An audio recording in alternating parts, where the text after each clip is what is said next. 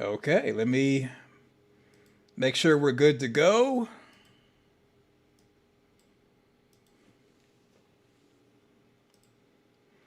Welcome to Spade Parkland TV YouTube channel. Welcome, welcome, welcome. Glad you are here. If this is your first time here, I appreciate it. So this is we just left the pregame show on Parkland Media YouTube channel, and now this is the panel show if anybody wants to come up for a panel. If not, we'll just rock on out. It's showtime. All right, so don't forget to thumb up the video, share everywhere, including your YouTube community tab, comment in the comment section, please and thank you.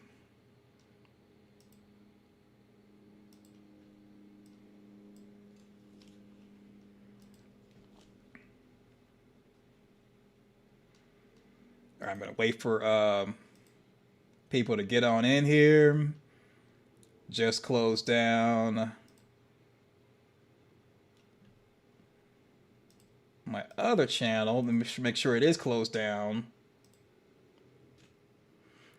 Okay, we're good. Okay. So in case you missed it, went over the Rotten Tomatoes synopsis.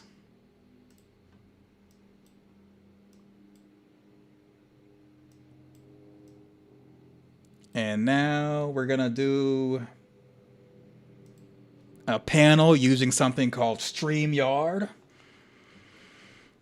Let's see.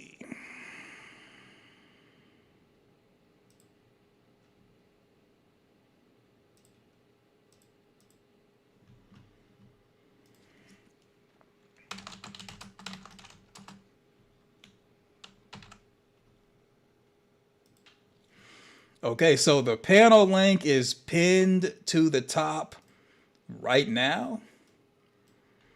So for those that want to come onto the panel, just know that I'm not going to have you visible on the screen. You don't have to cam up. You won't be visible on the screen.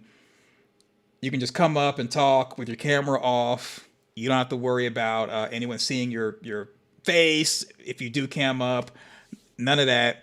Only people who will be able to see you if you are cammed up or is anyone else who's on the panel. So there's that. So yeah, so just got through doing a stream talking about the Rotten Tomatoes synopsis for season 4. It was interesting. To me, they gave enough to theorize and what if and all that, but not enough to where it's just completely spoiled. So there's that. And then also, just FYI for the channel members on the Parkland Media YouTube channel, I did a video last night where I did a reaction to Jeremy Ice and Fire 33, and he showed different pictures that were sent to him. To me, the pictures were okay, but they weren't really enough to call home to, as far as I'm concerned. We'll get the real behind the scenes pictures like a week before episode 1 of From. That's the show on MGM Plus, Amazon Prime. Really next week, we should get actual press photos, and we'll go through that because they always give press photos in a trailer before each episode airs. So next week we should be getting the press photos, and we should be getting episode 1 trailer for season 4, and that is the show From on MGM Plus, Amazon Prime. So yeah, so what's going on? I see we have some people who have piled in here. So I'm with Alice. What's going on? Hello, how are you? Joyce 84 in the house. Michael Sullivan's over here. Red Star 24. Is panel link required to mod? No. So the nuance report, you are a mod. The panel link is required and it's pinned to the top. It's required if you want to come on to the stream and talk with me. But you don't have to. If you all want to stay in the comment section, you can do that. That's cool. So Joyce84, I was nervous about this episode of synopsis, but I guess it's standard practice by Rotten Tomatoes and they were just vague enough. Yeah. So I know some people are trying to avoid spoilers. Good luck with that. Because with season 3, it was so bad that I had to block people who were trying to leave whole books and paragraphs trying to spoil everything. Myself and other moderators had to get rid of those people and those fake accounts, those bots and everything, because people were putting whole books. And when I say books, I mean, it was like pages of the comment sections, page after page after page. And I'm like, man, what is this? And you know, the studio or MGM Plus or From or whoever, they may pay people or have their own people put spoilers out there as a part of their marketing to make people tune in. Because some people, they watch the show, they don't know what's going on, they don't understand, they move on to another show. But by putting spoilers out there, that kind of gives people a time to perhaps research or watch YouTube videos, see what YouTubers are going to say or whatever. But yeah, unfortunately, the studios on purpose or sometimes on accident will have spoilers put out there as a part of their marketing plan. It is what it is. So Michael Sullivan says, I'd get on, but my accent is incomprehensible. Well, the comment section is just as good. Face your dig back in the house. Joyce84, what's going on? Hello. The nuance report, got it. Double checking my comprehension. So the nuance report, so weak for folks to move that way. And Red Star 24 says, I remember last year's Squid Games was basically completely spoiled by the trailers, casting interviews. Yeah. Sometimes even the people who are on the cast, they'll spoil it on accident or purpose because they want people to hear a spoiler and be like, oh, this is what's going to be out on this episode. Let me go ahead and watch for this thing that's been spoiled. Because when it boils down to it, I think most of the time the studio or the companies that make these shows, they really just want the ratings to be as high as possible. They don't really care that stuff is spoiled. They don't really care. They just want the ratings to be high to justify getting advertisement revenue and if you have high engagement as far as the ratings for the shows or even a movie, then you get to not only say you made a profit, but you can use the ratings that came in to justify another season, another movie, so on and so forth. So there's that. So as far as so just to kind of give my take on the Rotten Tomato stuff, and you know, hopefully you saw the previous video that I did going through each of the episodes. In my opinion, I think season 4 is going to be the best season ever. And I think that at this point, characters that were not developed are on the chopping block. So someone like Donna, I think Donna could be on the chopping block because if you have 3 seasons and you really haven't done much with her as far as developing her, having her involved in the mysteries, giving her powers and abilities, she probably is going to be on the chopping block. Yeah. And then someone like Ellis is significant to Fatima, but not significant to the story. I could see Ellis going bye-bye. Even Clara, I know some of y'all like Clara. She might be going bye-bye. If you haven't had a chance to do so, go ahead and smash that like button. Thank you very much. And when you think about it, okay, after season 4, season 5 has definitely got to be wrapping things up. And with wrapping things up and it being the series finale, a lot of people might be taking a dirt nap. Shots fired! Shots fired! Yeah, you're someone that you're like, you know, this character doesn't get a lot of screen time, but I like him. Like Tilly. Tilly might be gone.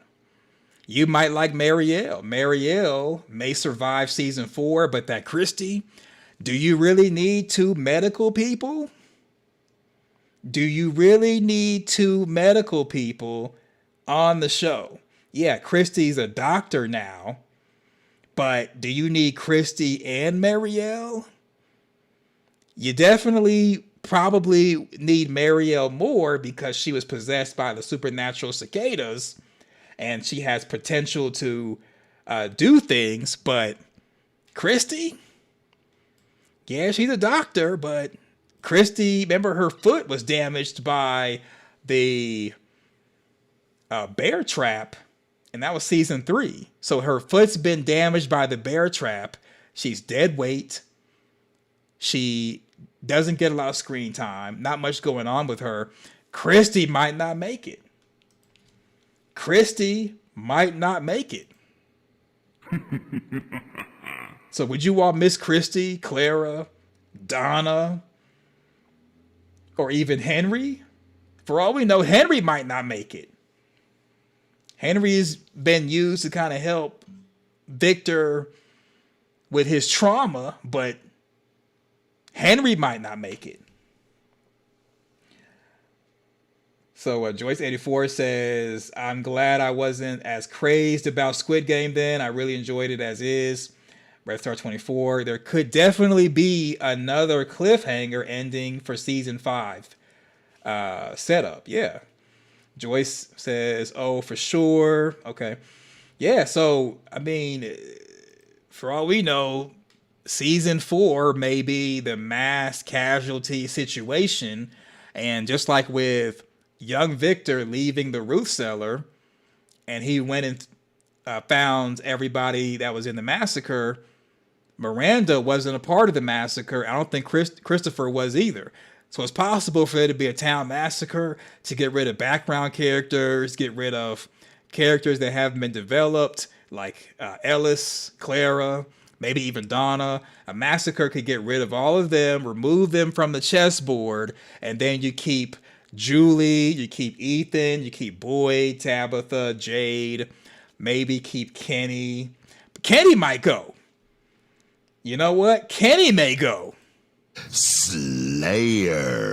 Acosta may go. It's going to be a lot of, I mean, they got a really big bloated cast that doesn't get a lot of screen time. Everybody may get the chopping block.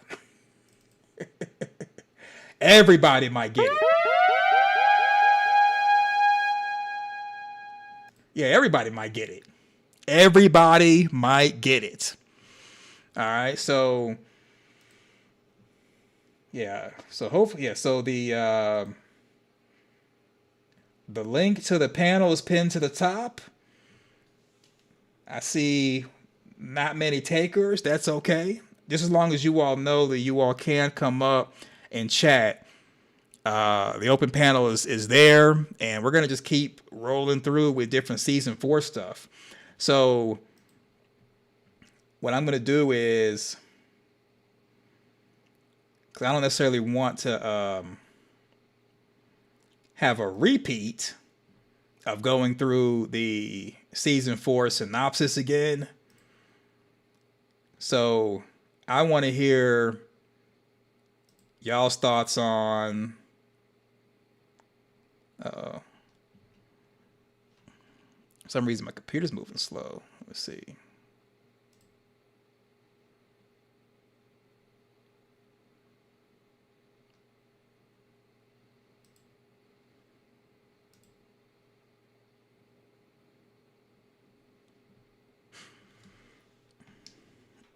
Yeah, some reason my computer's moving slow. It's all good.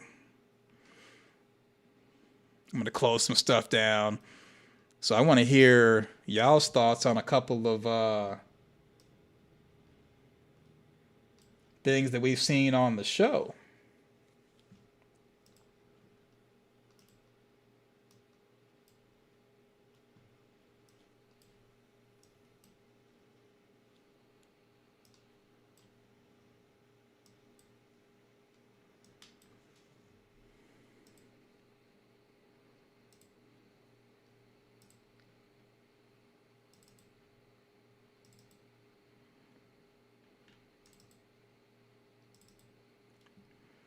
What's going on, Amanda? How are you? Welcome, welcome.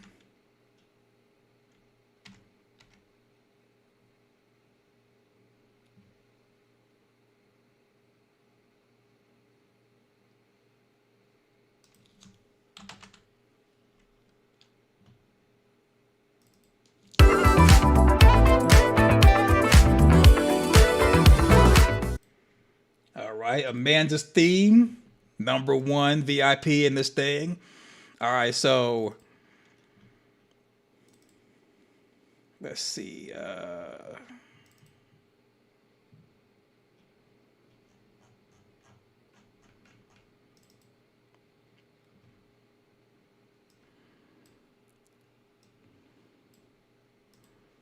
We're going to talk about the trailer.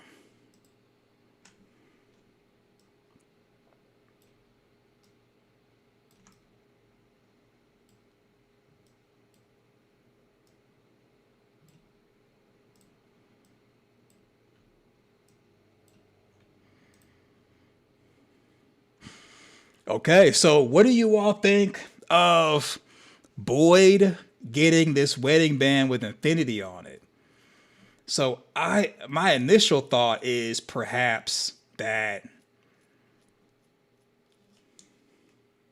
the kimono woman drops the wedding band for Boyd because it looks like a man's wedding band and it's got infinity on it. So maybe the kimono woman drops it down for Boyd, communicating to him that it's possible that he could get Abby back. It's a stretch. It's a yoga stretch.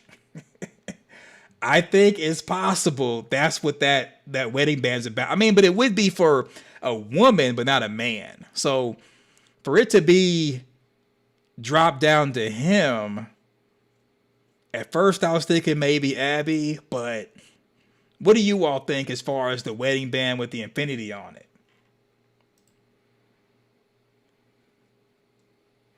So 421 says everybody could get it at the end of the whole series, then the system resets itself because nobody gets out of Fromville. Yeah, right. Mike says Boyd finding the ring is no accident. Yeah, it is no accident. I think it's no accident. Maybe the wedding band belonged to a previous version of Jade, but it wouldn't really be Christopher. I mean, we don't know if Christopher was married or not, but it just seems odd that Boyd is given a man's wedding band that's dropped down on the steps. I mean, maybe the kimono woman could be giving it as a gift to give to Ellis, maybe looking at more of the episode, maybe it may be a wedding ring and a wedding band drop down for Fatima and Ellis. Maybe this might be a hint that Boyd was married before Abby. It's got the infinity symbol, so I think the wedding band has something to do with Fromville. And it's dropped down and I think given to Boyd. So that could be, I mean, I don't know what angle they're going to go on with that. So the nuance report, the ring is going to be used to weaken Boyd so it's easier to break him. I could see that.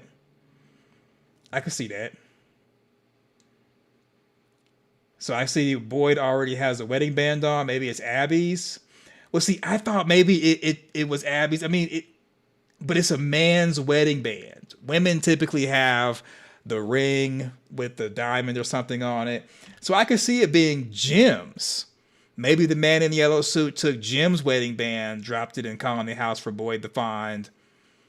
I don't know why Jim's wedding band would be given to Boyd. That's what makes it kind of tricky because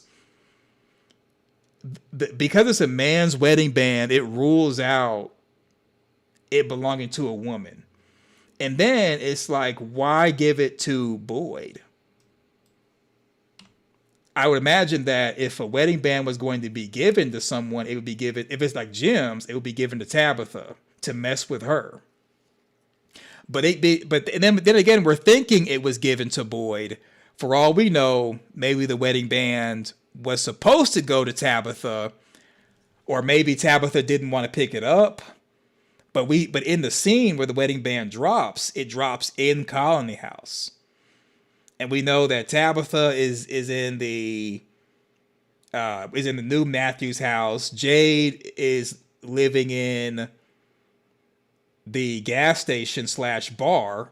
So for it to drop in Colony House on the steps, I would assume it was there for Boyd to find. So I don't know. It's a mystery. Maybe it might be the same kind of situation as Brian Kelly, where Boyd is like, I surged with a Brian Kelly. A Brian and a Kelly show up on the bus, but we don't get any answers. It may be a situation like that. We don't get any answers.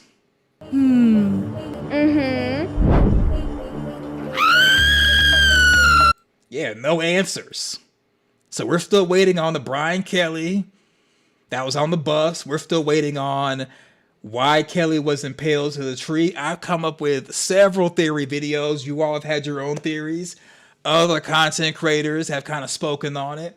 We need an actual definitive answer. To be honest with you, most of the stuff that I've heard on the Brian Kelly thing, and really just in general, have been theories in the theories in the From community. People saying, well, maybe it's this, maybe it's that. And then, some people will go off the deep end and they'll present religion and all that, and some type of faith-based system or Buddhism or whatever. But it would be nice that season 4 we get like a lot of answers before going into season 5. I think if we don't get all the answers for season 4, it kind of cheapens the show a little bit, because season 5 should be focused on the heroes either winning or completely losing. Like season 5 should be just like flying. Like seasons 1 through 3 were the crawl, so season 1 was crawl, season 2 was walk, season 3 was run, season 4 should be sprinting, season 5 we should be flying, and it should be like being on a plane taking off. Like, okay, we're in flight, we're heading to our destination, we're going the fastest way possible. Now it's more like an action show versus a let's solve a mystery show. Season 5 should be more of, here are all the answers, here's what they do to win or to lose, and here's all the characters that survive. So Michael Sullivan says, could Fatima have been planning to give the ring to Ellis? Well, how would Fatima have a wedding band? Because when they got married, they used like twigs or whatever because they're trapped in Fromville. So my response to that question would be, how would Fatima have a wedding band? Because I doubt that Fatima was planning on getting married when she got trapped in the township.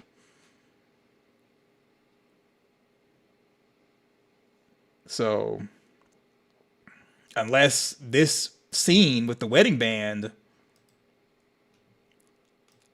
I don't think it's after Ellis's possible death, because the way Boyd is looking at it, he looks curious, not sad, not angry or anything like that. So, wait a minute. If Boyd is the reason the priest has a dirt nap, maybe it's a guilt. Joy says, no, we're blaming Acosta. Yeah, everybody's on the Acosta hate train.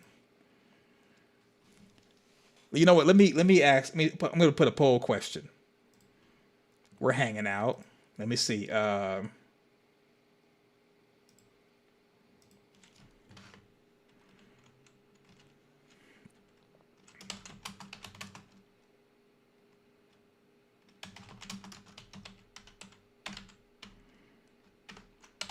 Do you dislike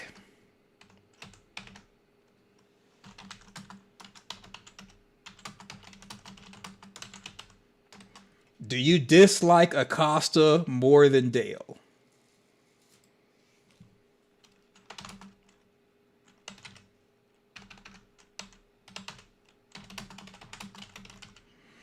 So we got a yes, a no, and then the third option is I didn't like either. So in case you all want to answer the poll, but you don't want to pick one or the other. You could be like, I didn't like either one of them. So Wild Major says, I tried to see if Father Kotri had a ring like that. I know Jim did. Can I get a good view of one of the one Christy wears around her neck? Abby's too small. Her wedding band is. So yeah.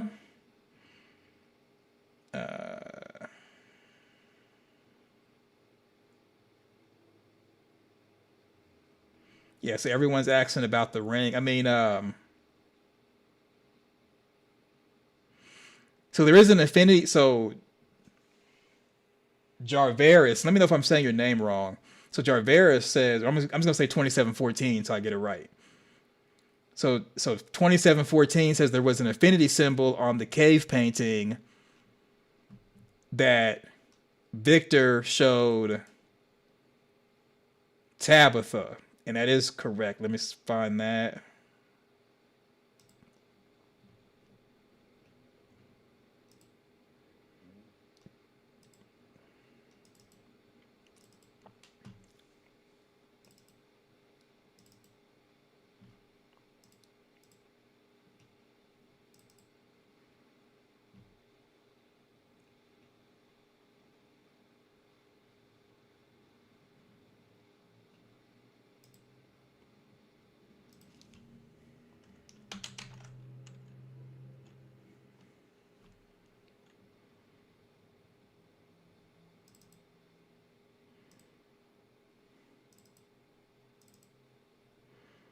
Well, I thought I had that.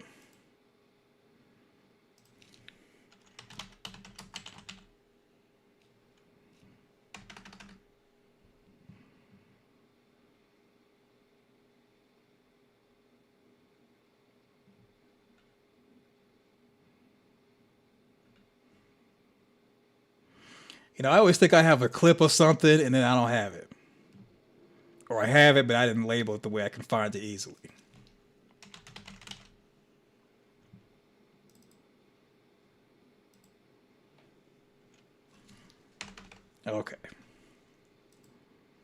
Okay. So let me go. We're going to use the actual episode.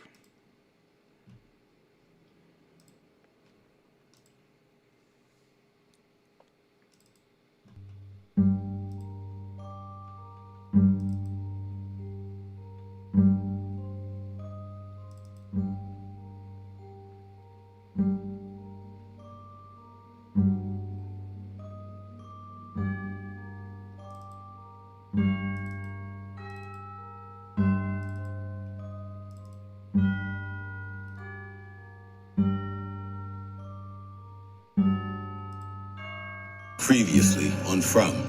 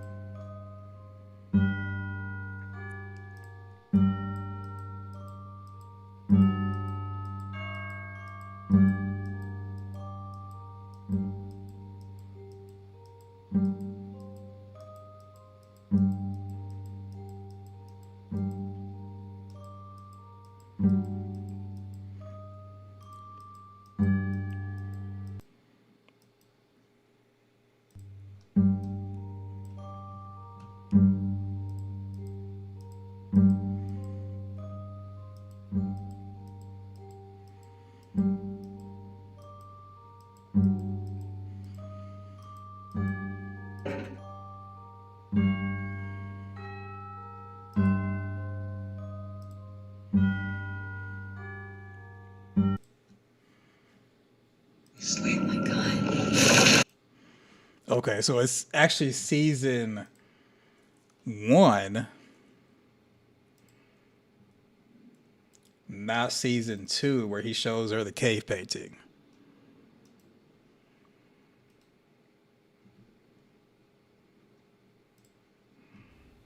Previously on.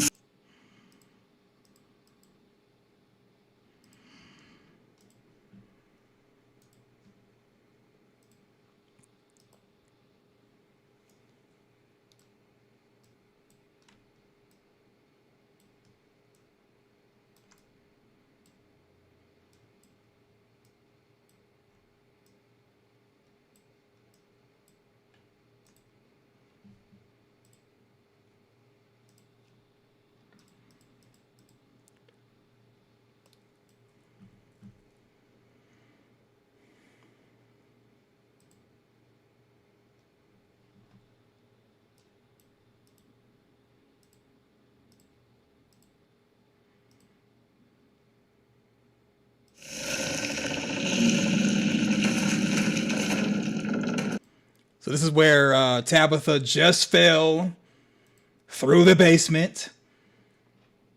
Whoa. The Nuance report says Acosta appears too young for Boyd. I could see him seeing her as someone he could train if she grows to understand him. Too young? What did I miss? Wait a minute, what did I miss?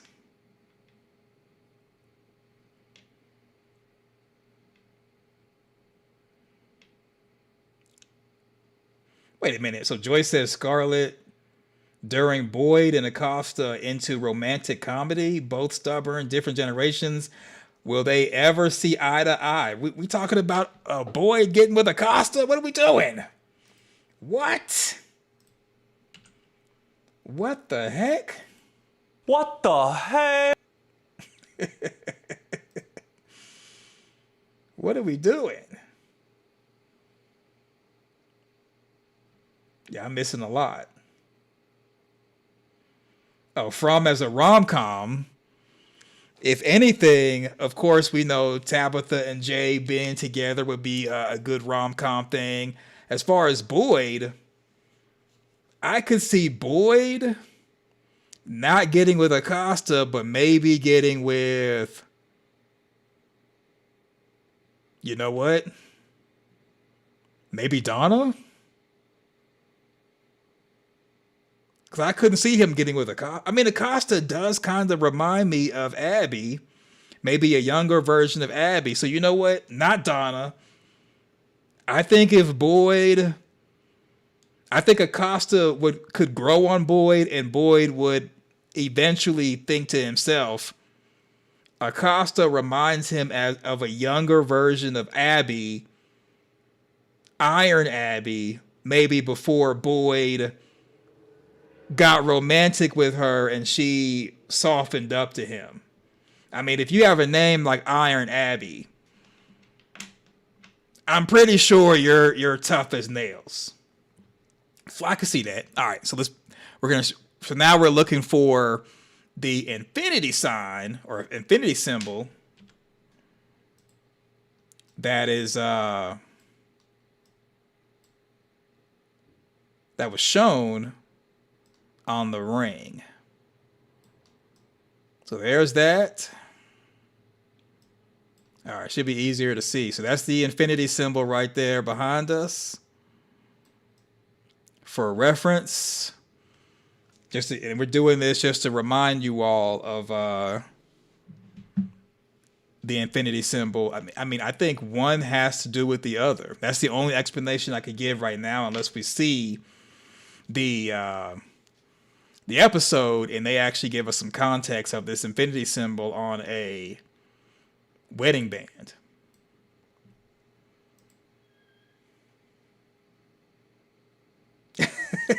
Well, so Amanda says, I don't see Iron Abby blaming a misfire. Maybe when Iron Abby was younger, before she became Iron Abby. So Acosta could be a pre-Iron Abby,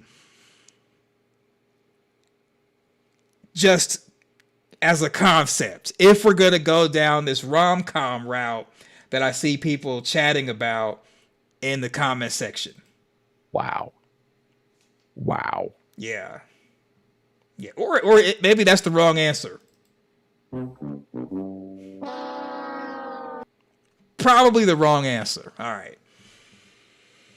Donna and Henry. I could see Donna and Henry being together. Because, I mean, Donna does like to experiment. She had the hedonism thing going on. I'm pretty sure she's in Colony House. Well, she was in Colony House before the massacre. When she was doing the whole hedonistic thing, she's partaking in experimental stuff. I could see Henry starting back up with Donna. I could see that.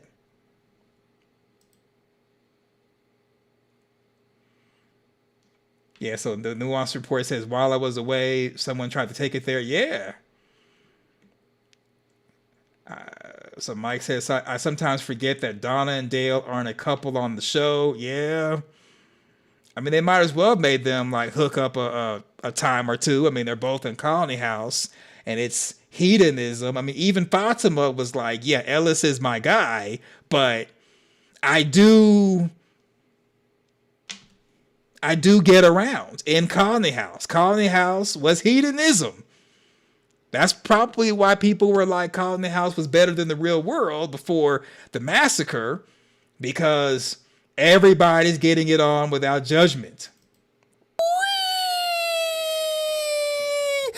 And that would explain why Kevin was lonely, because nobody wanted him. Imagine you're in a place like Colony House.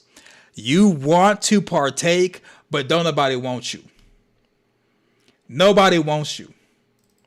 All right, so we're going to look at the cave painting in case you all don't know or don't remember or are kind of like, where was the infinity symbol? We'll look at it on the season 1, episode 10 From on MGM Plus Amazon Prime.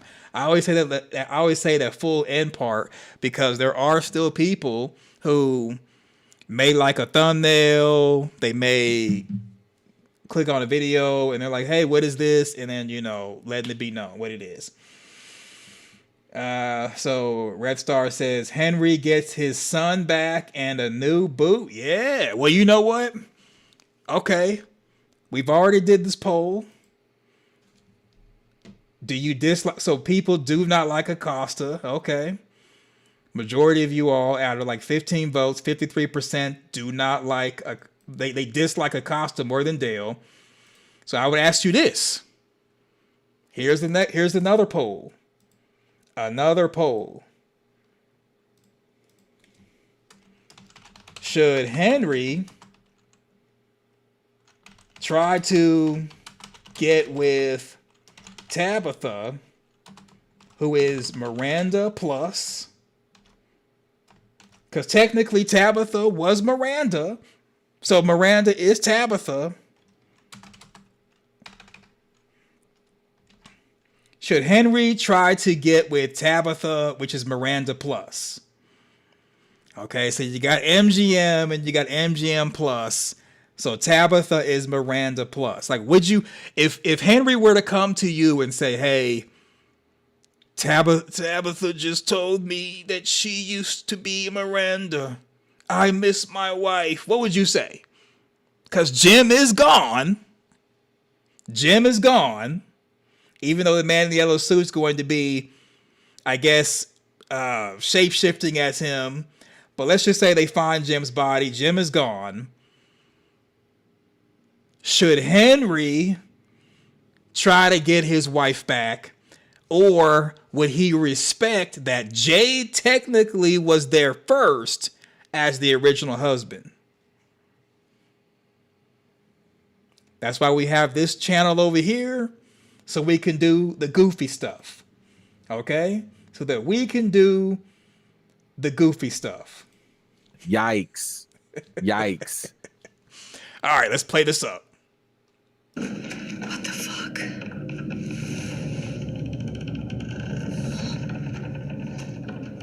So this is when Tabitha discovers that the wires don't go anywhere. And in addition to that, the wires seem to be cut. Well, not really cut, but like they've never have been put into anything.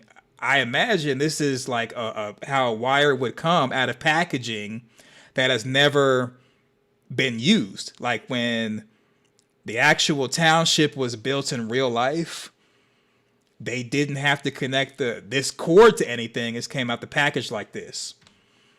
So wires that don't go anywhere, and there's definitely power.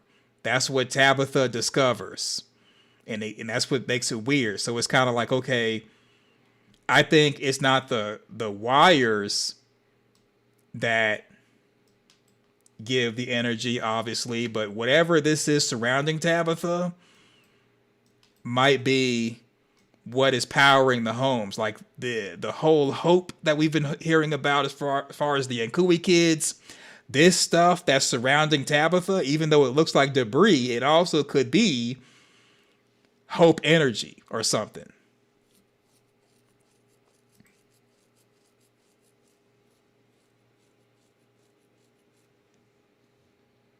So the nuanced report says, yeah, I just don't go on hypotheticals or what ifs over what really was shown. Fair enough. Fair enough. Fair enough.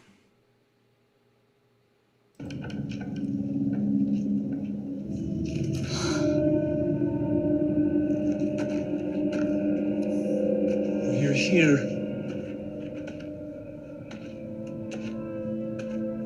He said that you would come. Okay.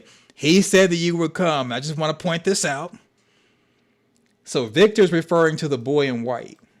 So the same way the boy in white and Victor had a conversation about the Colony House massacre, and Victor was digging those mass graves, the boy in white, after Victor left the Colony House massacre at Colony House, he went through the faraway tree, ended up in the cave, and the boy in white told Victor either in the cave or before, or more than likely before Victor dug the graves, which was season 1, episode like 2 or maybe 3, A Rock in a Faraway. Victor already had like a full plan at that point. So the same way that Victor and the boy in white knew about the Colony House massacre, that's how Victor knew to be there to wait for Tabitha. And Victor looks surprised. He looks surprised. He looks relieved. He looks like he is traumatized. Okay, which he is, which is why he forgot about stuff, including that he knew about the man in the yellow suit. Crazy. He knew about the man in the yellow suit, didn't tell anybody.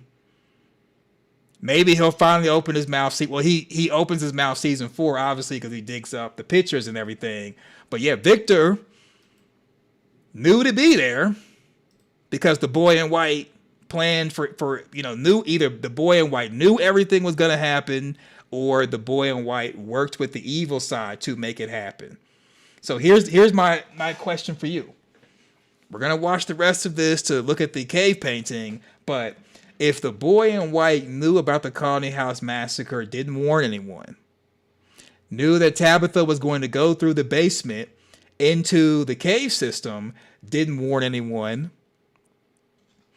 why would the man in the yellow suit take out the shepherd dog when it belongs to the boy in white? And so I'm gonna ask you a question. I'm gonna ask you this. So this poll is like a little BS poll. Should Henry try to get with Tabitha, Miranda plus? Most of y'all say out of 10 votes, 70 or 7 people say no. You all don't like love. That's what that is. You all do not like love. All right, so here's my question. Here's my question in case you all want to answer. Do you believe the boy in white was supposed to tell Tabitha not to dig the hole? All right, here's why I asked that. Do you believe, make sure I spelled everything right. Here's why I asked this question.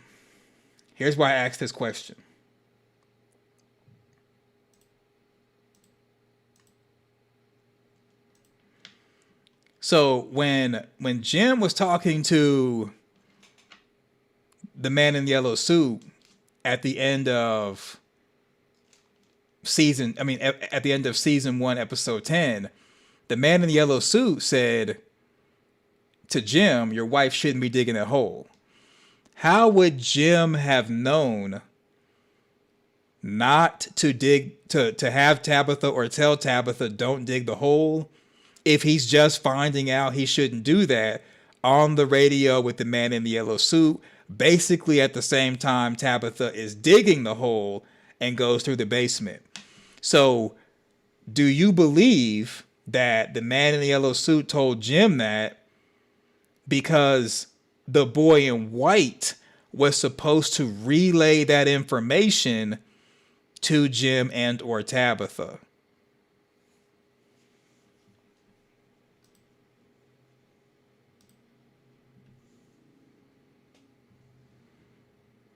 That's my question for you.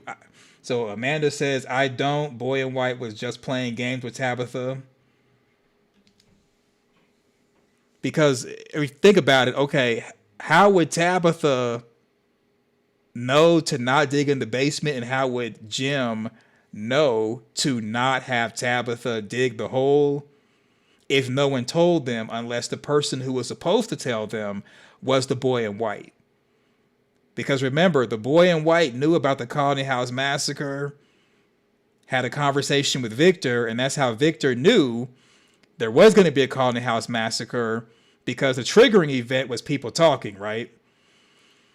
So the boy in white knew about the Colony House massacre and even gave Victor a heads up as to what would start the event.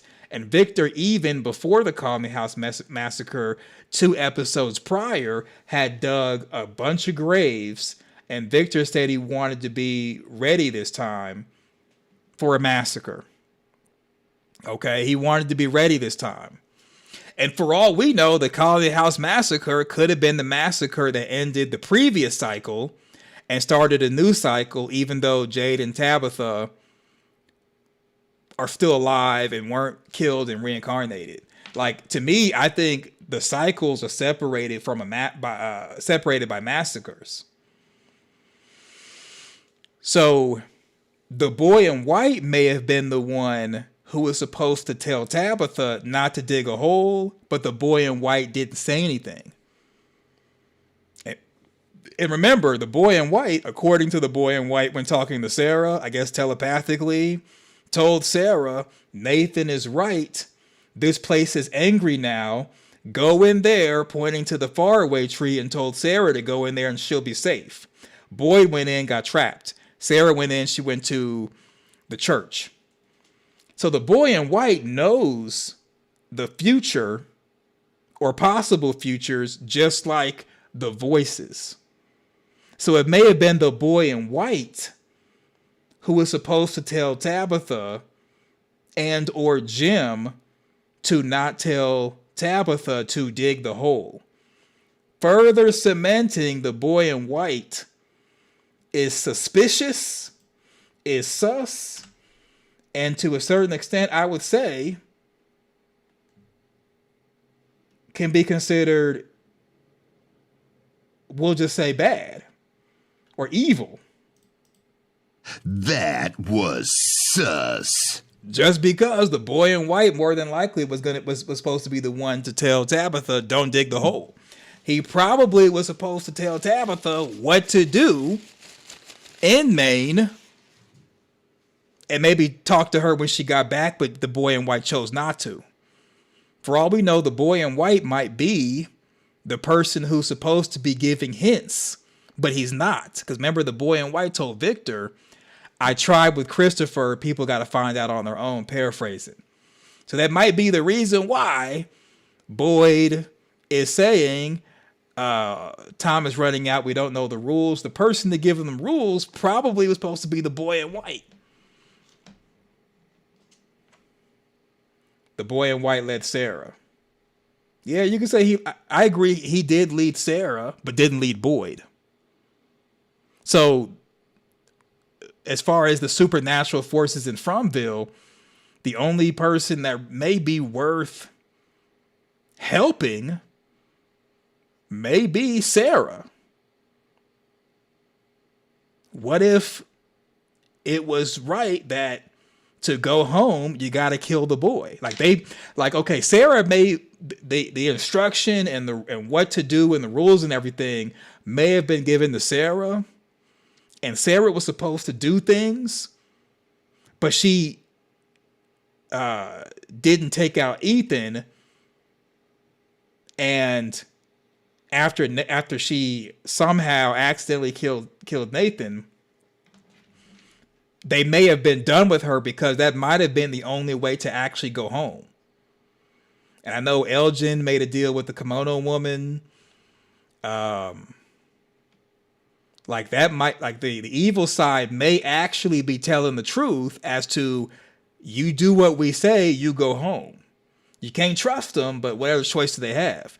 Because the boy in white's not giving any information. It could be the boy in white is supposed to be the good side giving information. He's not doing it. So now the evil side is giving information on how to go home. kind of like you have a choice A and a choice B. The boy in white's not giving choice A, so now you're forced to do choice B, which is kill the boy, have Fatima give birth to Smiley. Like, all this might be how to actually go home, and these are the instructions. But I think the boy in white was supposed to be the one to actually tell Tabitha, don't dig the hole, and he said nothing. And pushed her out of a lighthouse.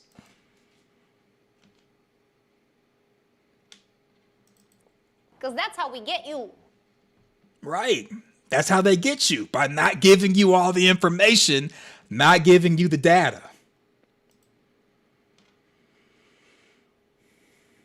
So Mike says, when the boy in white becomes the man in white, he'll learn the value of clear communication. Yes, he will.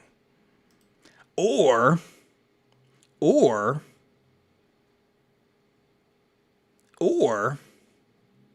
he might still be suspect.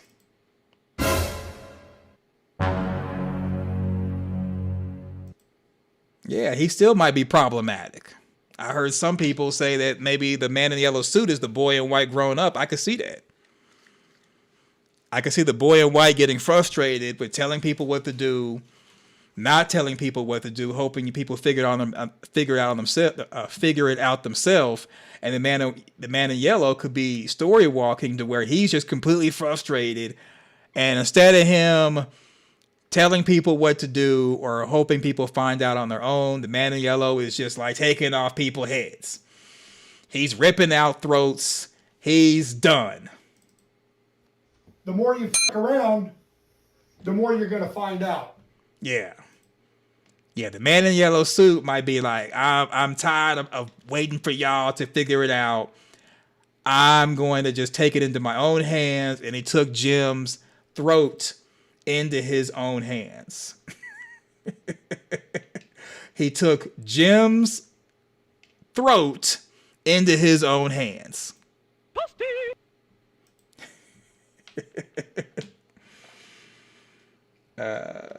He said, hopefully the boy in white will have long pants. They may be Daisy Dukes now. They may be Daisy Dukes. The boy in white might have Daisy Dukes when he enters manhood, and that's it. And that's it. All right, let me see. You know what? I forgot to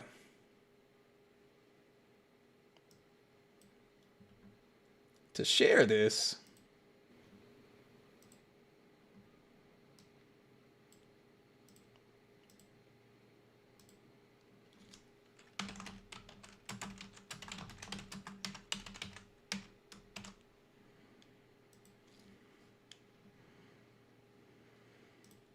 All right, so we're gonna look at the infinity symbol, and let's see. The QA? Let's see.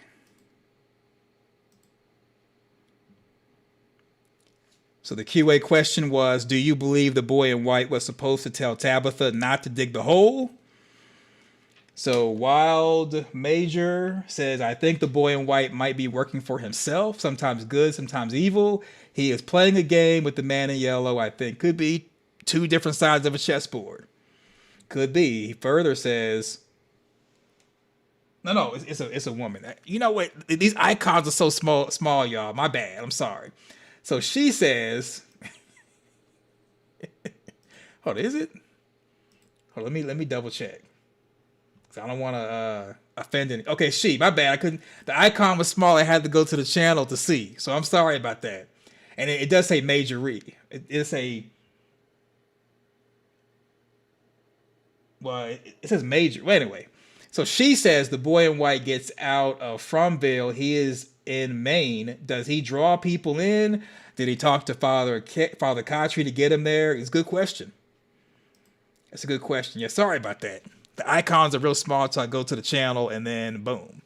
All right, so I'm with Alice. What do you think would have happened if Smiley had been left to be born inside Colony House? Not the root cellar, meaning Fatima would fend for herself with Ellis and maybe Donna.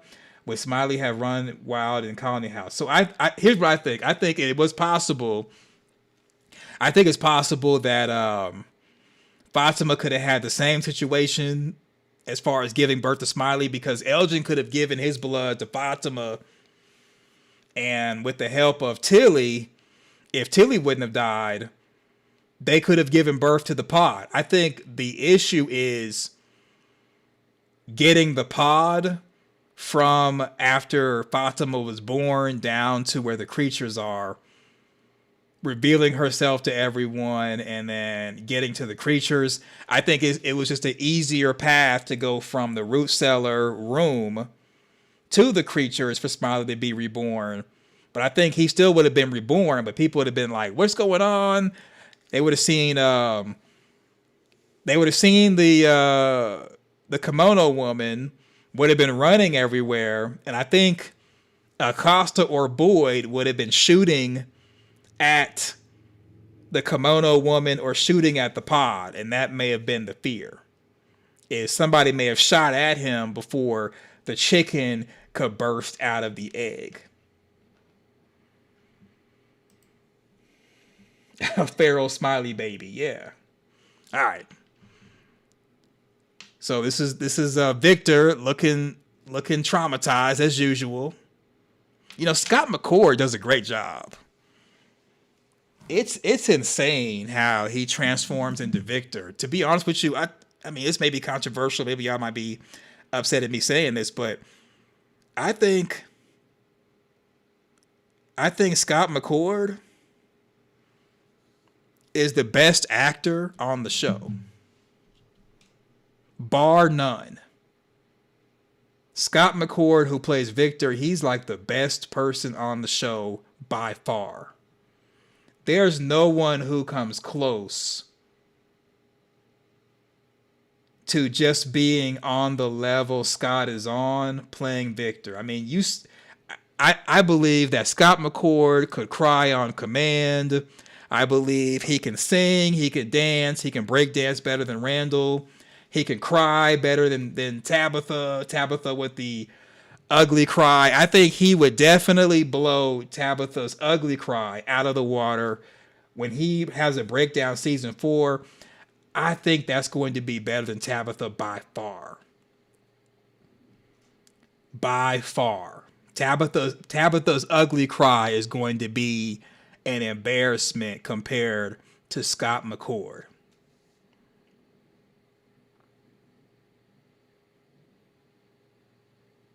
Okay, you safe space word of they there. Yeah, I'm gonna do that. I don't want to misgender anyone or offend anyone, so I'm gonna say they are there. So Guns N' Roses welcome right after Boyd took out Smiley. Boyd walks inside. Then the next scene is Fatima asking Christy for a pregnancy test. True.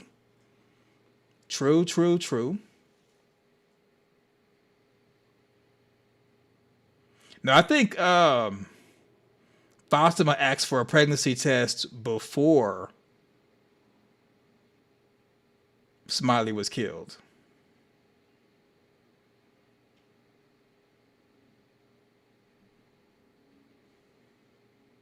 Yes, so Guns N' Roses said that's why Victor is the best on the show. He is. Yeah, Scott McCord, he's everything. That's, you know what, out of all the actors on From, he's the only one that I really know his name. I mean, there's Doug. I know Doug from watching Julie Deep Dives and everything. But yeah, Scott McCord, he's just the best by far. I would actually want to see his other work besides From.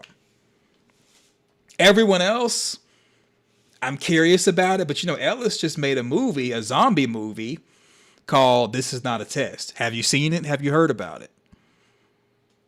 I read the synopsis for the whole movie. It was just a normal zombie movie with teens or whatever, or high school students. I just read the synopsis. I thought I was interested in it, but didn't actually see the movie. So everything else, everyone else has been in, and plus, like with Boyd, who's Harold, I think it's Panettiere. With Boyd, I've already seen Boyd or Harold act in other stuff before From, so he doesn't count in my book. A lot of people have already seen Harold's work before from, so it is what it is on that. But as far as everybody else, you know, when Tien Chen Lu, when the actress who played Tien Chen Lu died, are you really checking for anything else she's been in? Are you checking for the plays that Doug does? Not trying to be mean, but are you checking for him? I would be checking for his plays now that he's been on the story time with Doug with Julie Deep Dives, but as far as just seeing him on the show from as playing the man in the yellow suit, not so much. So I'd be interested in him now, seeing him on panels and different channels that he doesn't have to go on. Just seeing him go to different channels and commenting in comment section. I did a member only video last night where we saw Doug was commenting on Jeremy Ice and Fire. So because Doug does stuff like that, I'd be curious as far as his plays and would support him and everything. But if it wasn't for him hitting panels, going on panels, commenting in comment sections, I wouldn't care. But with Scott McCord, yeah, I would want to see him in other stuff. I'd want to see him. So 2714 says, was that Donna in the It Chapter 1 remake as the librarian? That lady looked just like her. I don't think so. I don't think so. So while okay. Oh, okay. So got a different account. So we all know Scarlett. It's a different account. So sorry about that. So yeah, Julie. I like Julie Deep Dives, and I like Jeremy Ice and Fire. So Amanda says, if reincarnated, ages can vary. Yeah. Okay, so Scarlett says, I almost saw a play of Doug's before he was in From, but COVID stopped this. Okay. Yeah, I would want to see one of his plays now that I've seen him on Julie B. Deep Dive's channel, doing the story time with Doug and just kind of getting to know him. But the actors, just seeing them in From, it's not really anyone besides Scott, who plays Victor, that I really just want to support more of their work. Like I saw the actress who plays Tabitha. I saw her in Ballerina. She had like one of the most significant roles, and they didn't really give her much to do.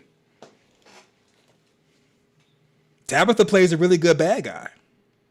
They didn't really give her much to do. But I didn't see the movie because of Tabitha. I saw the movie because Keanu Reeves was going to be in it as John Wick. So John Wick was the draw. So I understand why they had John Wick in it, but the story would have been better if they would have made Tabitha the big bad or the final boss, because her character had the most compelling story. But a lot of you all probably are like me and wasn't going to check out, or would not have checked out, Ballerina if you checked it out, if it wasn't for Keanu Reeves, who's a draw.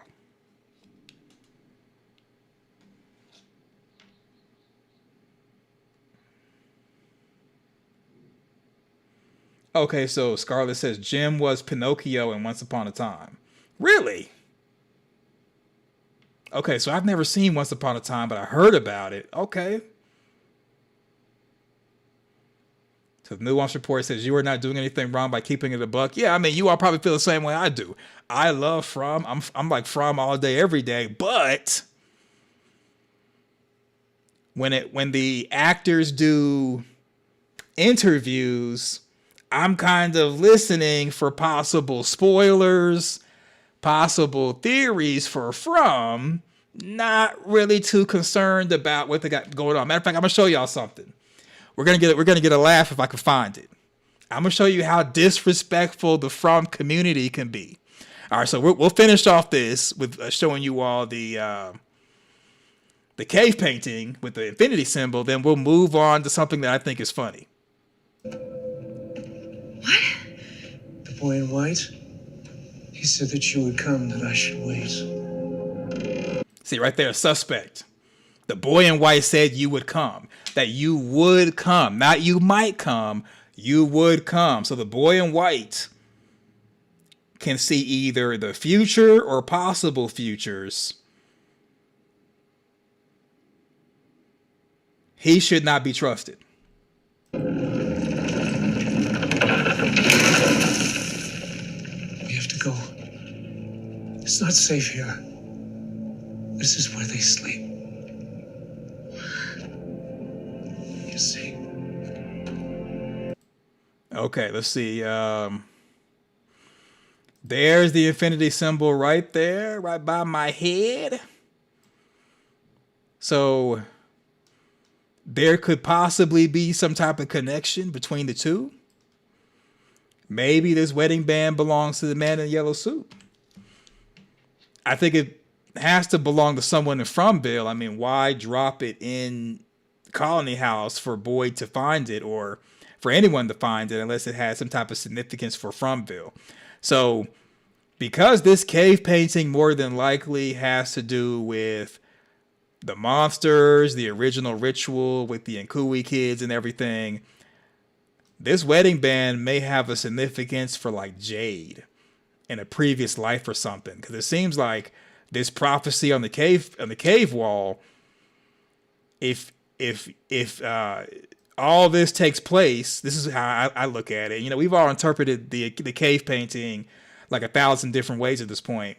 But if you do a bunch of different things, then infinity will be broken. So I think the infinity being broken could be how to get rid of the monsters having eternal life, how to stop Jade and Tabitha from reincarnating, or it could be how to get rid of Fromville altogether. Because again, this is not a normal infinity sign. This is infinity with the broken symbol on the inside, meaning that you're ending infinity. You're ending infinity. So this right here is infinity that Boyd has as far as on the inside of the wedding band. This is breaking or ending infinity right here. So Mike says, I believe Victor, even when he's saying the wildest stuff, mark of a great actor. Yeah. So Guns N' Roses, right? The fact the boy in white knew she was coming. I don't like that he's supposed to be helping. Well, he does a wild job of helping. Yeah, he does. The boy in white is, he's on some madness. And so Scarlett says the infinity symbol is glowing. Okay. So we think that's a glow. That also could be enlightenment. The bright symbol could be for enlightenment, like awakening, eyes being opened and not being blind for infinity. Maybe knowing about all the different lives. So you've been enlightened on all the lives you've been living, and you're going to be reincarnated for infinity. But when your eyes are opened, now that's your chance to break or end infinity. I think there's different ways to look at it. So Scarlett says, I make money off my books. I haven't made a dime off of being a co-host. Uh-oh. Uh-oh. Uh-oh.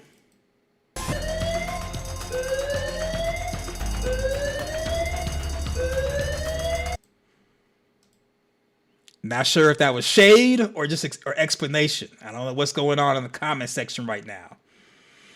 The 8 is probably the massacre, and that is that it keeps renewing. Could be. Could be. So the theory is it should be read left to right. Yeah, I mean, that makes sense. Like, over here is where people came. Well, not right there. People came on boats. They did the ritual and had eternal life. Maybe Smiley being reborn, or the entity, the evil entity, depending on who you talk to.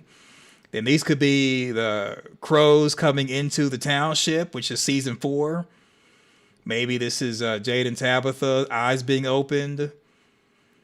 Maybe all like these red figures could be evil, kind of coming and attacking people, creating another massacre. Or this could be the evil coming together in that blue screen, or that blue light where they were like standing in front of something in the blue light. Maybe this is what the blue light's supposed to be.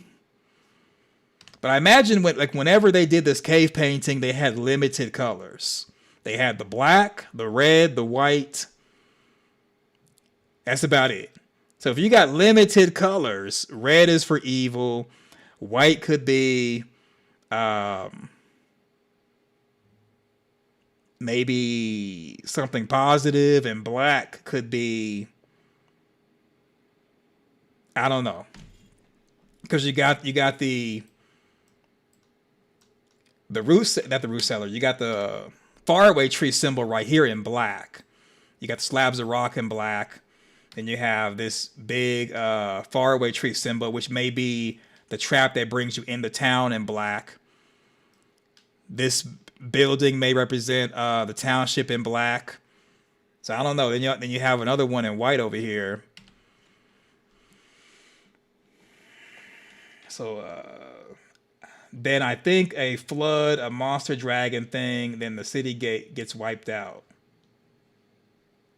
Interesting. So Red Star says the painting supplies were probably clay, berries, and dirt. Yeah.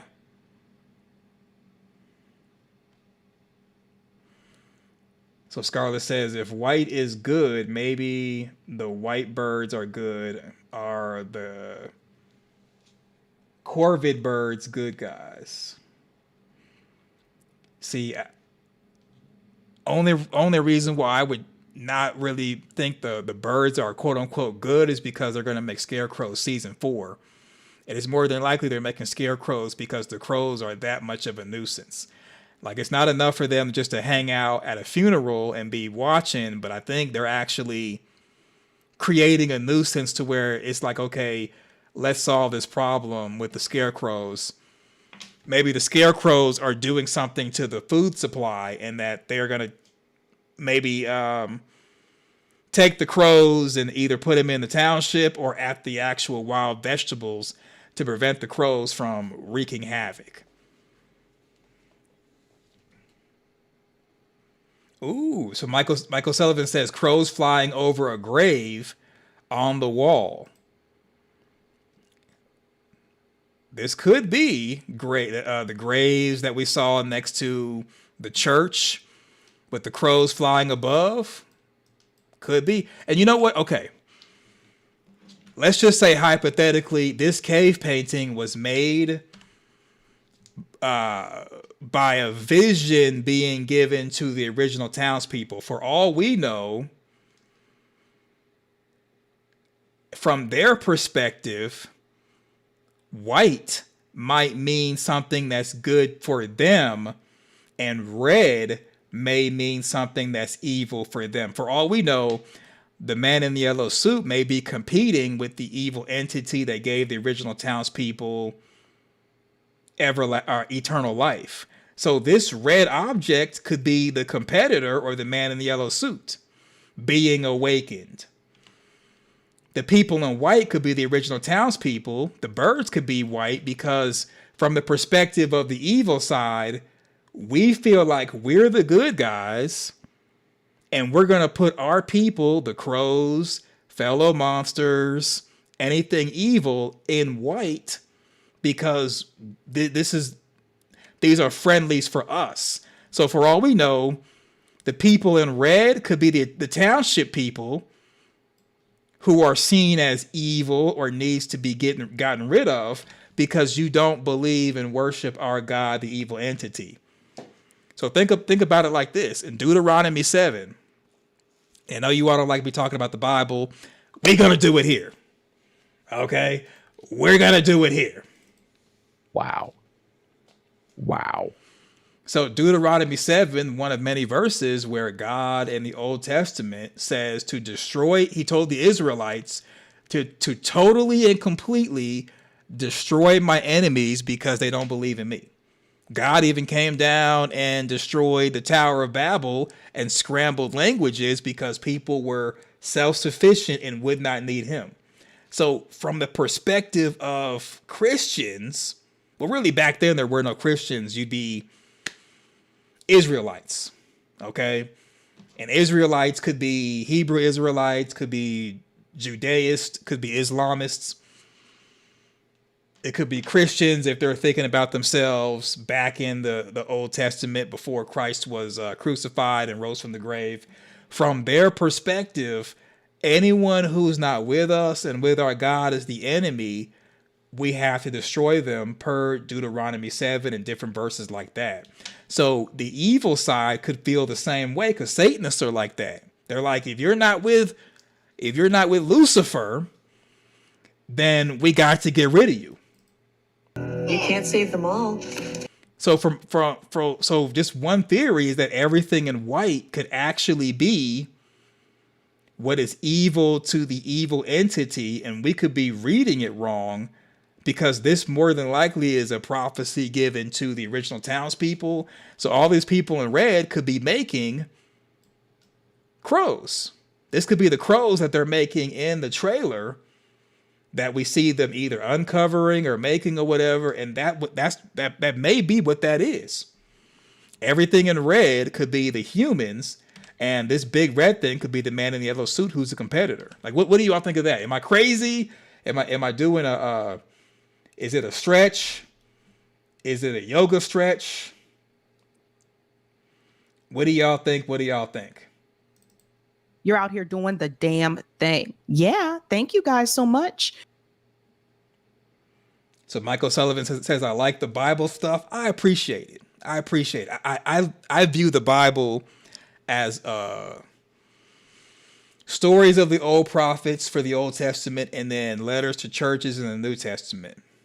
I think it's a great and powerful book, and it's one of many that could or should be studied objectively.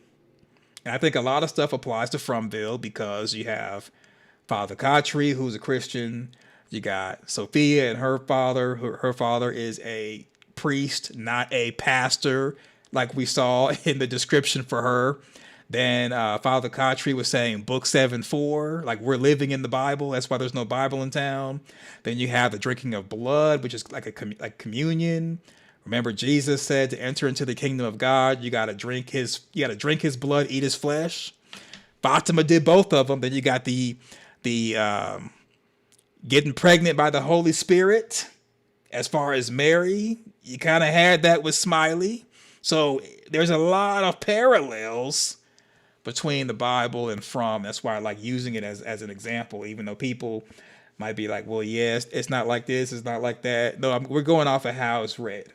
We're going off of how it's read, not interpreting. So there it is. I mean, that's just one way of looking at it. What if this whole time the cave painting is from the perspective of the evil side and everything is in red is the enemy, which may be the people in town who we're going to use and sacrifice to release our fallen angel Lord, Lucifer, before Armageddon. Could be. You win. For all we know, that's what it could be.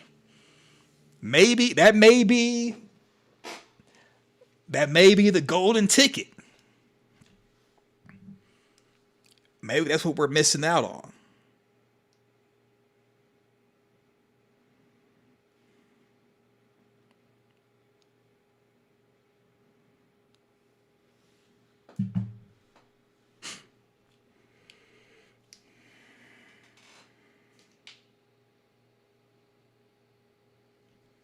Yeah, so Guns N' Roses says, I don't see a world where Victor and Eloise don't see each other for 40 years.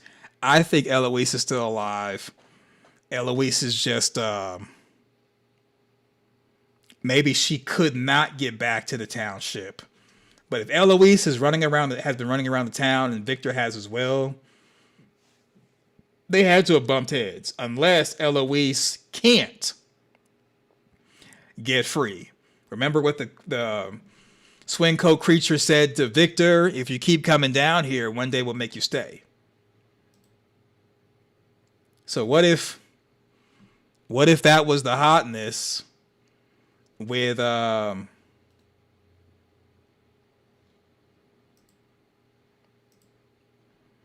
Eloise?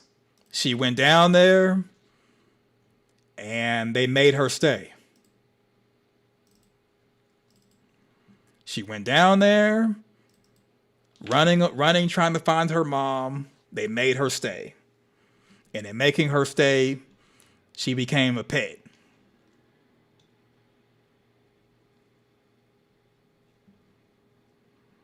Let's see.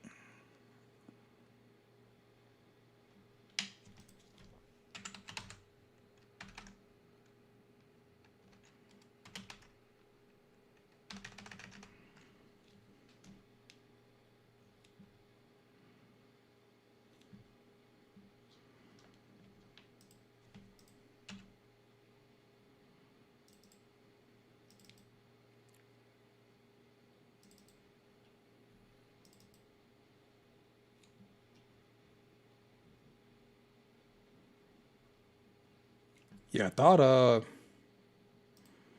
had a clip here.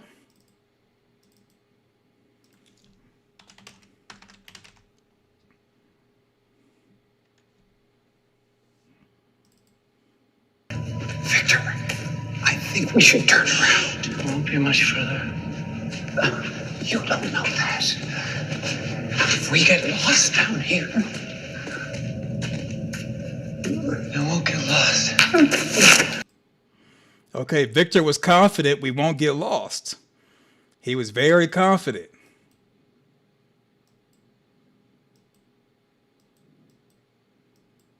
Very confident.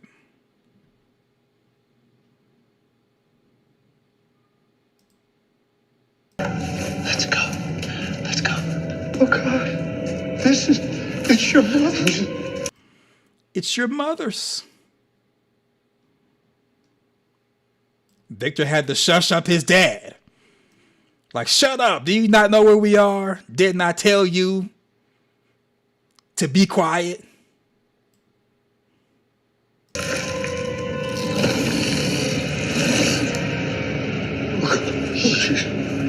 have to go. We gotta go. Henry is shocked. Victor, on the other hand, is not shocked. And I think it's because he's gone down to the cave a lot. He and Eloise. This is just one of many arguments for Eloise being alive. Just taking a detour. Look at how confident Victor is. Sure of himself and everything.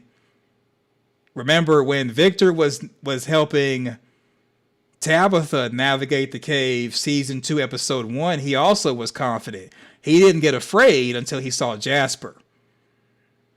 So Victor is confident like he was in season 2, episode 1 before seeing Jasper.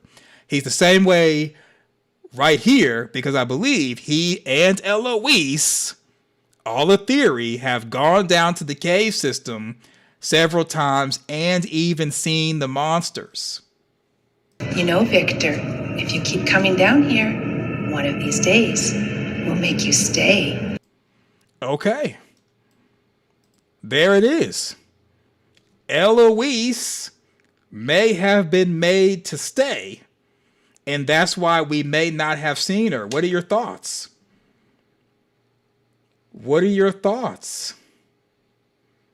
She may be down there in the cave system, made to stay.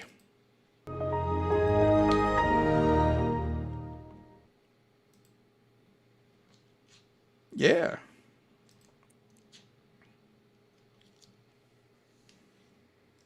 So Daryl says, you were joking, right? Joking about what?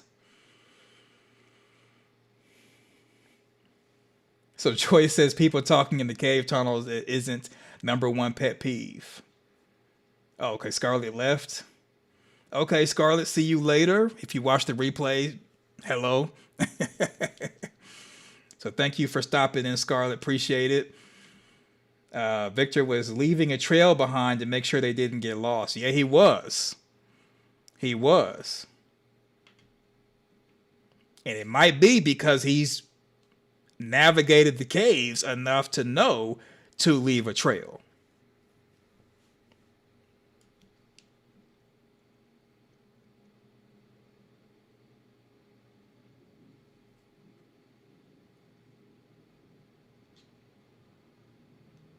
So Daryl says, I think Eloise is a story walker and she's in a different part of time. Could be.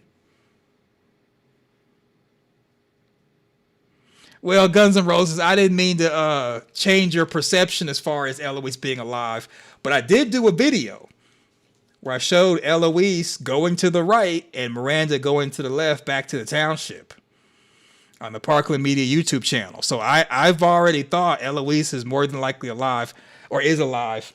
I was one of those that was like, there's no way Eloise could have survived, but then just kind of rewatching the episodes and looking at them objectively, I think Eloise is gonna show up season 4.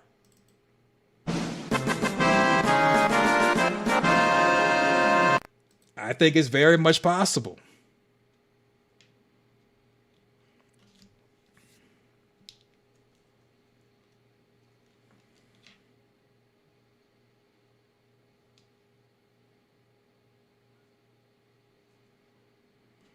Yeah, Amanda likes the story walking theory. It would be great if Julie story walks and gets better at it. And then while story walking, like towards the, let's say, middle or end of season 4, she meets Eloise while story walking and they go into the motel. That would be awesome. Unfrickin' believable. Yeah, that would be awesome.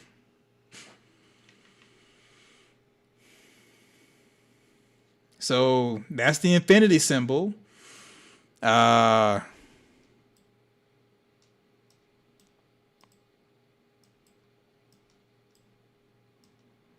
right.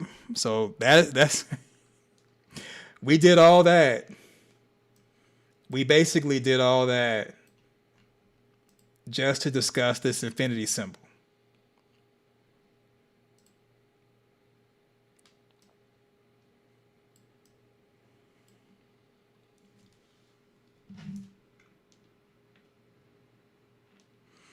Okay. All right, so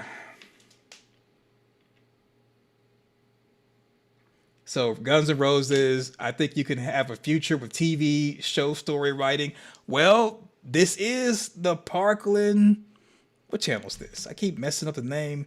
This is the Spade Parkland TV channel.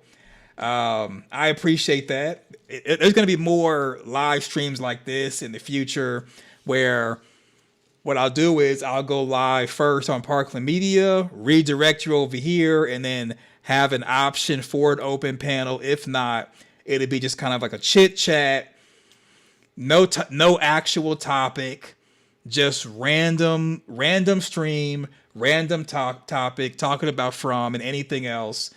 This is more like a chit chat channel as opposed to it being more structured on the Parkland Media YouTube channel where I do the member only videos. Member stream is going to be coming up this Friday, April 10 at 4 p.m. Pacific time zone, 7 p.m. Eastern. Over there in the public videos, more like a theory video, edited or not edited. But then over here, it'd be more like streaming where I may do pre-shows for the episodes, post-shows for the episodes, open panels, chit-chat, shooting the breeze, having fun, jaw-jacking, random lives, popping up, popping in, random, no order, no structure, just doing it up. Everything random, crazy, and then being able to just kind of go through random theories, random stuff, and just be random and have fun and just enjoy everything. And then, as as From season 4 comes and goes, and it'll be like other like television shows, other movies, and just kind of going from there. I just want to have a place to be able to, you know, talk back and forth as far as live stream and everything, and just kind of have something a little bit different than what is on the Parkland Media channel. So there's that. Yeah, definitely bring snacks. So Joy says she's going to bring snacks. Yeah, definitely. So Mike says, I've shopped a few From content channels and was sold on space. I appreciate it. Thank you. And then with the channel members, I actually watch other people's videos and give my critique and assessment. It don't always end well. It doesn't always end well. Game over. But we have fun with that. Me reacting and just kind of giving my thoughts on different things and overthinking stuff. So I as far as the Q&A, do you believe the boy in white was supposed to tell Tabitha not to dig the hole? All right, so Scarlett was the only one that kind of commented on that one. It's all good. All good. So, gonna confirm that, and you know what?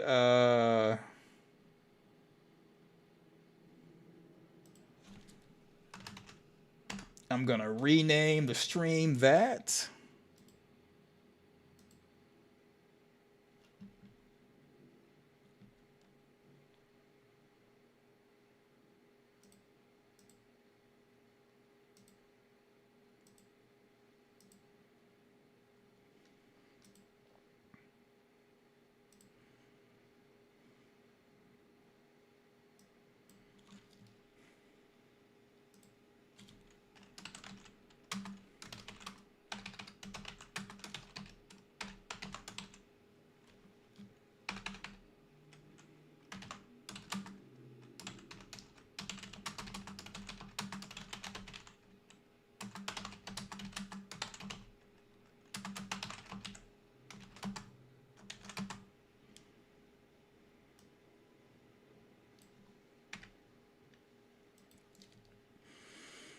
Okay, in case y'all want to rewatch it, it's gonna say, was the boy in white supposed to tell Tabitha not to dig a hole? All right, there it is. There it is. So we renamed the stream and captured that point that's been laid out. So Amanda says, Spade is my From leader. You know what? I appreciate that. I appreciate that. Thank you, man. I appreciate the support.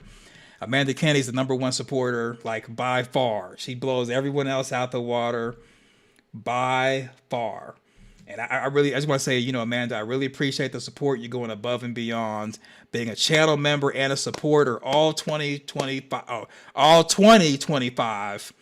Other people left and went to go do other stuff. Amanda has been holding strong, in addition to Michael Sullivan, Just Cheese, and a couple of other people that I've shouted out as far as content. You all have motivated me and kept me going. I appreciate it.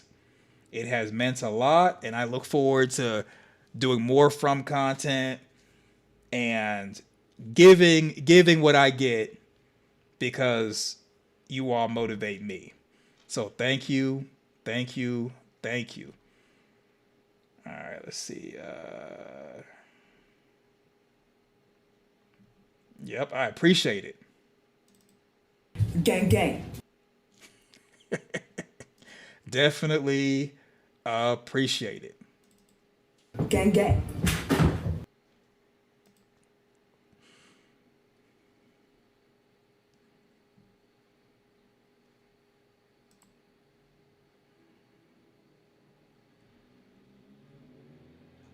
Oh, matter of fact, you know what?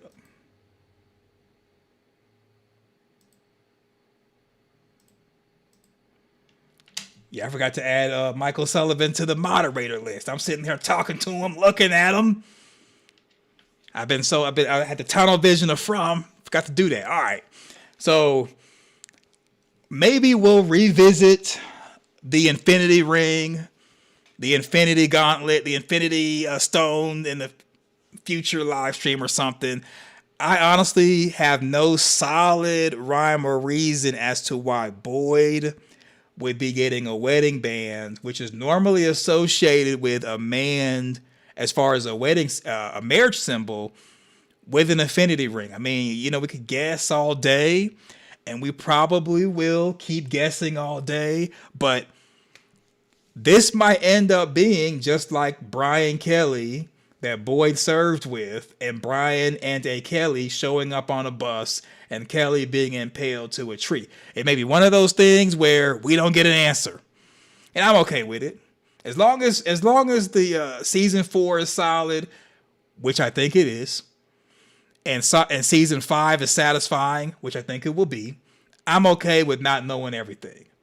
I'm okay with it.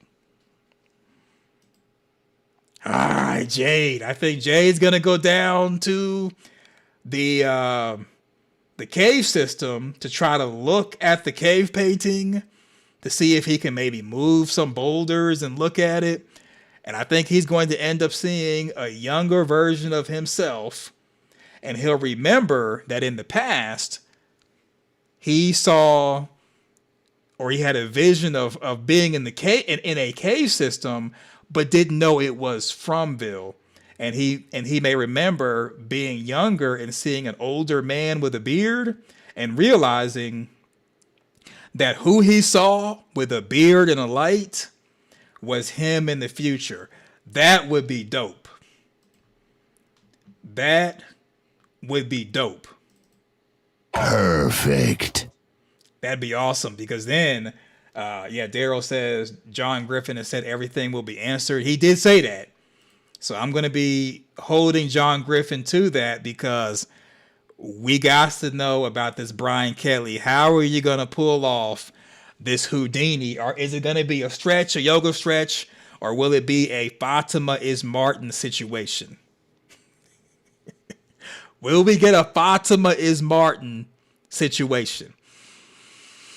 So I think it's what's going to happen is Jade, the same way that Tabitha as a young girl had dreams of Fromville, and we saw that flashback, that it's going to be the same thing with Jade. I mean, why not? If Tabitha and Jade have been reincarnated, Tabitha saw visions of Fromville when she was younger. Why wouldn't Jade? Except for this time, Jade will actually see what the opposite end of what he saw while he was younger. So it'd be Abby having dreams of Fromville, Elgin having dreams of Fromville, Tabitha and Jade will join the Fromville Dream Team. Okay? The Fromville Dream Team. Go crazy, go crazy. Ooh. So Amanda says, I think it would be a young Jade, but I think it would be goofy if it were a young Jim. Yeah, it would be. It better not be a young Jim. You know what? It's like this. If Jim is dead, let him stay dead. Let him, I mean, I got it. Father Kotri being a Vision Kotri and Vision Tom the bartender, Vision Abby. That stuff, it is what it is. Okay, you did it. But a Vision Jim, to me, they're going to be just playing the whole Vision thing out if it's a younger version of Jim. Because then it's like, okay, Jim had a connection to Fromville. Well, if Jim had a connection to Fromville, why didn't Jim say anything when Tabitha was sharing? Why wouldn't Jim reveal that?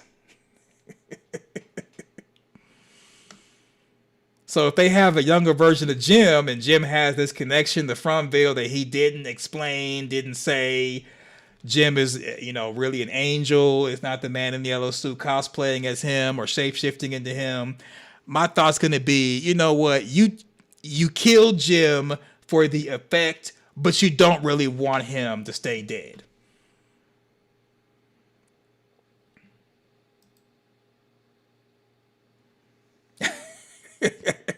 And the younger version of Jim calls Jade calls younger version of Jim Teacup.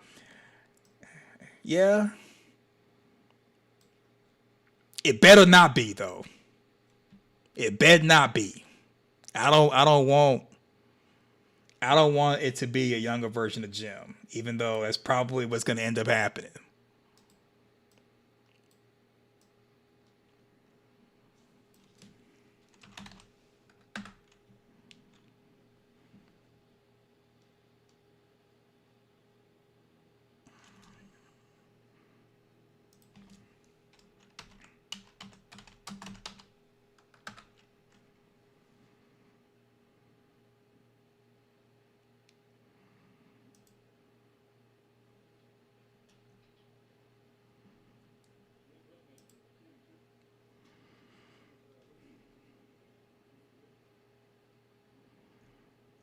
So there's I don't know if Teflon TV so it has it on its channel, but when the actress who played Tien Chen died, they did a call-in show and someone called in when Tien Chen Lu died, and they said one of the most hilarious things. And since we're chilling, I want to show y'all this. If it's still up. If it's not up, then I'll just keep going through I'll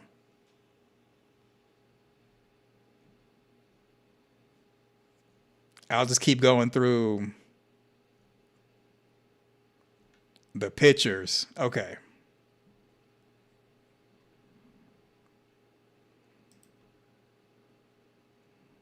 Taxes.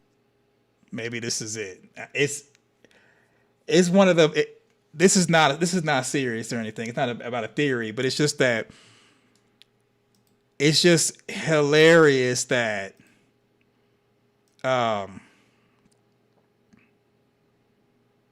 You have someone who's from the show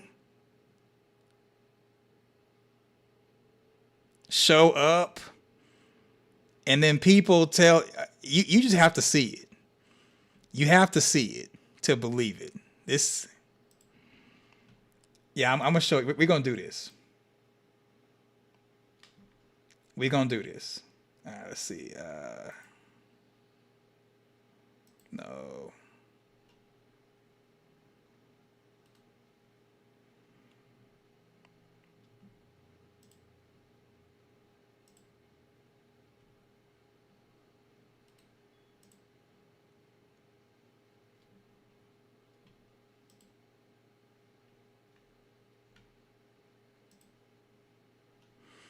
Okay, we're gonna do this. We sitting around, we chilling. I want y'all to see this shenanigan. Maybe, hopefully, he didn't cut it out. It just, right now we're not being serious. So right now we're being silly. Anyone else in there? So when they actually told you this, how did they actually do that? Did they just come over to you and say, hey, we need to see you in the play different games on set just to make just the roll of the dice, I think is what he's saying here. Oh, I see. Come on, let's get your radio. Thank you, KP. I don't know. I mean, I wouldn't know how to answer that question myself. But I'm sorry. Thank you for calling in, KP. But I'm not sure if I got the question. He's saying, I think what he's trying to say is that the fact that I guess the horror that has happened to Kenny's family, because he seems to be taking the beating more than anybody else in here, has anything to do with them being Asian. Will that be like brought out, or is that just the role? No, this is not it. But I'm just curious as to what the response is. I really haven't seen the entire stream. I've seen the part that we're gonna laugh at and be silly, but I haven't really heard this answer. So I just want to come out and just say, I don't think that Kenny losing both his dad and mom is because he's Asian. And it's not that I don't see color and, I don't believe in racism or anything, but it's just that I think that they needed characters to die they wanted someone that would be emotional, and Tien Chen Lu was the heart and soul of the town, with her being in the diner. And then Kenny's dad, I think, was someone they could kill off, and it wouldn't really affect the story going forward because he was disabled. Now we're going to hear what Elizabeth had to say. I hate that someone actually called in and asked that question. Do you think that Kenny experienced all this death because he's Asian? I mean, Boyd had to shoot his own wife. It's not because he's black. Donna's sister was killed. It's not because she's white. Like, what are we talking about here? But you know, when it comes to the world, a lot of people, they want to focus on stuff. They want to focus on things because they have their own bias. And I think that they're just kind of confirming their own bias. So Joy says, I'm allergic to. Allegra helps. Okay. Yeah, what the hell? Lauren and Megan. Yeah, Lauren and Megan died. And not because they both were female. You know, when you sit down and think about it, I think more women or more females have died than males. I think. I don't know. I really don't think about stuff like that. I don't think that's a statistic that really is a thing to really think about. But this caller just called in and asked the actress who plays Tien Chen Lu. Now, mind you, this is season 3, episode 2. So we basically are watching the episode. No, this stream is right after the funeral for Tien Chen Lu. You know what I'm saying? Like, everybody's still emotional from her dying episode 1. Matter of fact, I may have to look at the live stream before this one. But yeah, people are really messed up because this is like a big thing. And someone gonna call and ask that. Well, the dice, I think, is what he's saying here. Oh, I see. I'm not too sure if it has anything to do with the race or you know, it just. Okay, so with Teflon TV, here's the critique I have for this part of the stream right here, and you know, you all let me know if you all feel the same way, or if you feel indifferent or whatever. Or if you feel different, indifferent, different, or if it's the same. So with the phone calls and people coming on StreamYard, there really isn't a way to screen it the way they're doing it. But I think that Teflon should step in and just say it's not about race, and just shut it down versus putting an actress on the spot. Because they're basically, I'm going to call, well, she's Elizabeth. I'm going to call her Tien Chen. You're basically making or forcing an actress who's coming on your stream to talk about her character on the show and possibly promote any other projects that she has. You're forcing her to have to talk about something that's considered a sensitive subject and even uncomfortable. Look how Phil is looking. What is this? Why is he eating this up? You see the way he's looking? He's eating this up. Teflon, he's just like letting it happen. Because Elizabeth or Tien Chen didn't even hear the question. And so Teflon had to repeat. Let me go back and rewind this because you all might have missed it. Let me rewind this. So your question is, what is your question again? The question is, was it you there? And obviously it was you. That was laying, wasn't a prosthetic of you or anything else. That was you laying there the whole time. See, that would have been a good time to jump up.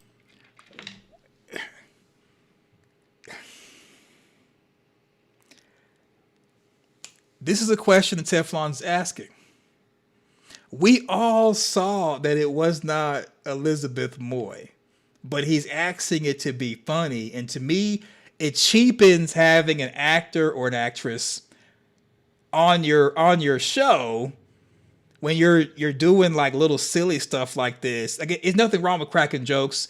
I'm all for cracking jokes. I got my sound effects and stuff, but you have her on the show. This is the time for you to possibly get any spoilers or insight to possibly do theories. And this person right here is saying, great question. What is great about that? Was that really you, or was it a fake body? We all know it was a fake body. Up during this. Good time. But you know what, Tony? That I was saved by the prosthetic. Yeah, saved by the prosthetic. We know it wasn't Tien Chen Lu. What are we doing? What are we doing? What are we doing? This is madness. This is madness. If you haven't had a chance to do so, go ahead and smash that like button. Thank you very much. Yeah, smash it up, please, and thank you. Thank you.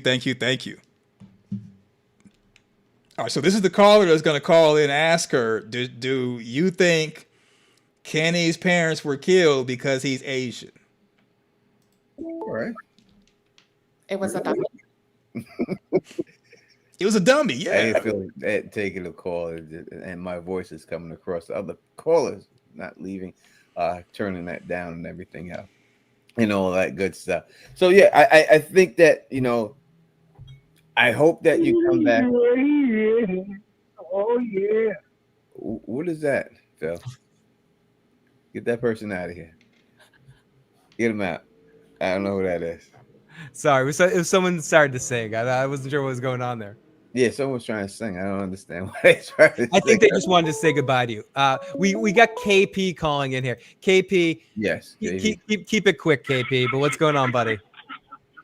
Gentlemen, have a good night to everybody. I called to say I thoroughly enjoyed the episode. When our guest died, it was, you know, the most like crushing scene. I don't know, is the actor still there or no? Yeah, she's right. She's with us. Do you have a question, KP?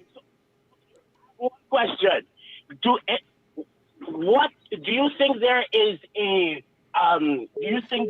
reason behind why Kenny and his family are Asian? Do you think that their nationality and ethnicity plays a part in the story whatsoever? What do you think? Because I was just thinking about that. So I'm gonna let you guys respond, and I'm gonna listen to the radio. Thank you, KP. I don't know. So basically, what the caller is asking is their racism on the show from, as far as behind the scenes. That's the mess that we're getting in with this. Right, so Guns N' Roses says, yeah, the creator says great TV is killing off a character that is loved. Exactly. Nuance Report says it's also about protecting who comes on shows from this type of action. Yeah. And, you know, I get it. When you have callers, they're going to do silly stuff. It should be the host to say, you know, sorry about that. We're going to block that person, or, you know, lay down the ground rules for the callers. They're basically going to not only did they hear the question, they're going to let it rock. Look at how Phil's looking. Phil is really wanting to know, is there racism on the show? I mean, I wouldn't know how to answer that question myself. But I'm sorry. Thank you for. Yeah, how could you answer the question if you're not on the show? This is basically putting Elizabeth Moy in the hot seat to see if she's going to say that there's racism on the show. Yeah, I think my character was killed because I'm Asian, and, you know, blah blah blah blah blah. This is what's known as a gotcha moment. They're looking like they may have even paid or planned this, because neither one of them are stepping in to shut this down or even checking the caller. And they're putting Elizabeth on the spot. And it's like, I'm just going to put it out there. Elizabeth is a seasoned actress. And by seasoned, I mean, unfortunately, roles are going to be limited because she's been in the game for a long time and because Hollywood is notoriously looking for people who are more, we'll just say, Eurocentric. So she's already limited in her career, especially at this stage of her career. So to put her on the spot to get a gotcha moment is disgusting. Calling in KP, but I'm not sure if I got the question. He's saying that she's not sure if she got the question. So now, while he's looking like he's not foaming at the mouth, but he's looking like he's excited to hear it, Teflon's going to repeat the question. Repeat the question because they want a gotcha moment. I think what he's trying to say is that the fact that I guess the horror that has happened to Kenny's family, because he seems to be taking the beating more than anybody else in here, has anything to do with them being Asian? Will that be like brought out, or is that just the roll of the dice? I think is what he's saying here. See, they're letting it happen. They more than likely told this person to call in to ask this question, and just the way he's grinning and looking, he's not reading the comment section. Look at what people are saying in the comment section. TCP147 is saying trolls on the phone line. Yeah, we all know this is a troll comment or someone that's trying to, we'll just say, create some type of issue with the show. So to me, I've never thought about racism on From. I've just never thought about it like that. I just think that, everyone's treated fairly. I haven't heard any drama behind the scenes or any issues. It seems like it's a really great show that we're all in love with, and it's just a straightforward, just a show. For them to try to get Elizabeth, who played Tien Chen Lu, in a gotcha moment, it just shows you how bad people want to get views.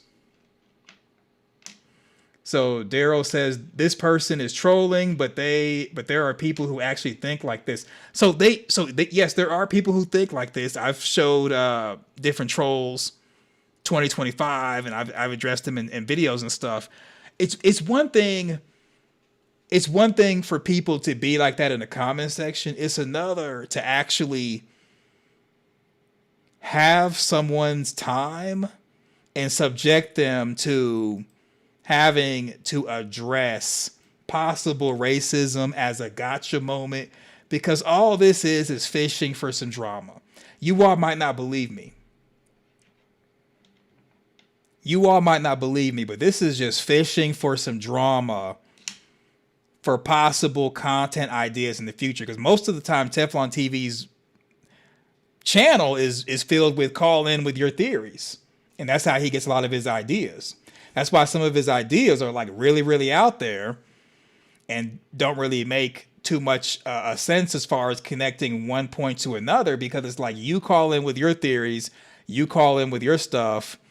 And this right here is just to kind of get a gotcha moment for views.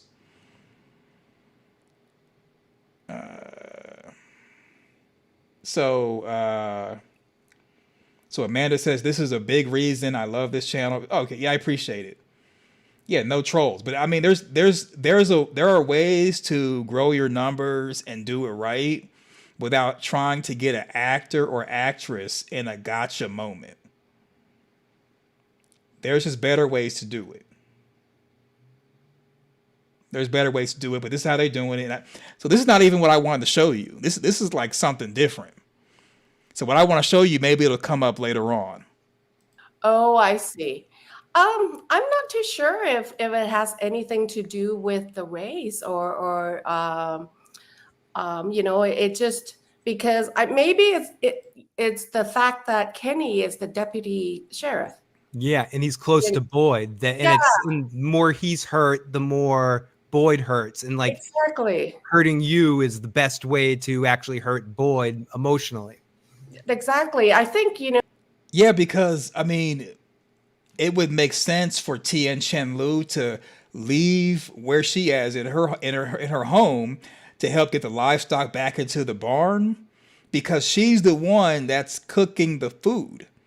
So she knows how important it is to have food to keep people alive. So it makes sense for her to say, oh, the animal's out. This is what we need to feed people, whether it's the byproduct of an animal or the animal itself. So it would make sense for them to have Tien Chen Lu as one of the people trying to get the animals in the barn, and the creatures trap her in the barn and torture her in front of Boyd to break Boyd, because of what Boyd said at the end of season 2. And Teflon looks unsatisfied that we didn't go in a particular direction. I think Ten Chen's probably has an effect on a lot of people, and she has an effect on Boy and her had a few interactions. Yeah, so answering Joyce 84, yes, some caller did have a dumb racist question. Nuance report, caught off guard can only happen once. It's something different after a double down occurs. Yeah, and you'll see something else dumb happen if I could find that part. Maybe they cut it out, not really sure. And especially when Boy kept the truth about Sarah from her, right? So there was a little conflict. So I think this family was being targeted not because of the race. I think it's just because they are close to Kenny, and Kenny is close to Boy, and they're trying to get. So Daryl says, I didn't mean Tony is trying to create drama. I meant the person who asked the question is creating the drama. I don't believe Tony isn't trying to get any drama out of it. So the only reason why I would agree to disagree on that is because Tony repeated the question. So Elizabeth Moy didn't even hear the question at first. Tony had to repeat it to her, or had to interpret it to her, because she didn't even hear the question. So we all know what kind of question that is. And because Elizabeth first was like, well, I don't think I heard the question right, because she wanted to make sure she heard it correctly. Teflon repeated it, and now she's got the question. So even though the caller called in with the question, the fact that she said she didn't hear it and it was regurgitated to her, Tony was still adding to the possible drama by repeating it, as opposed to saying, you know what, don't worry about that. Why do you think story-wise Kenny lost both his parents? That would have been the neutral and best way to remix the question so it doesn't put Elizabeth Moy on the spot. Because what if, okay, just hear me out. What if there are people in the fandom who believe that Kenny lost both his parents because they're Asian and that there's racism on the show? Now it puts Elizabeth in a position where it's like, you could have addressed something that we're dealing with. Because remember, there was a whole thing about Stop Asian Hate. Do you remember that? Here in America, there was a whole movement for Stop Asian Hate. There's a whole movement for that. I mean, it still is kind of going on, but there was like actual people on the street with signs and yelling stuff and organizing. It was a big thing about Stop Asian Hate because of COVID. Remember, there was the, at first they called it the Wuhan coronavirus, and all Asians were blamed for it because a lot of people around the world felt like that they lost their business. They were confined to their home because of Wuhan, which is a city in China. I mean, a city in Asia. They believe that the Chinese made this virus as a weapon, and then it was just released in a lab and messed up the whole world. So it was a whole Stop Asian Hate thing. And so that question could affect people.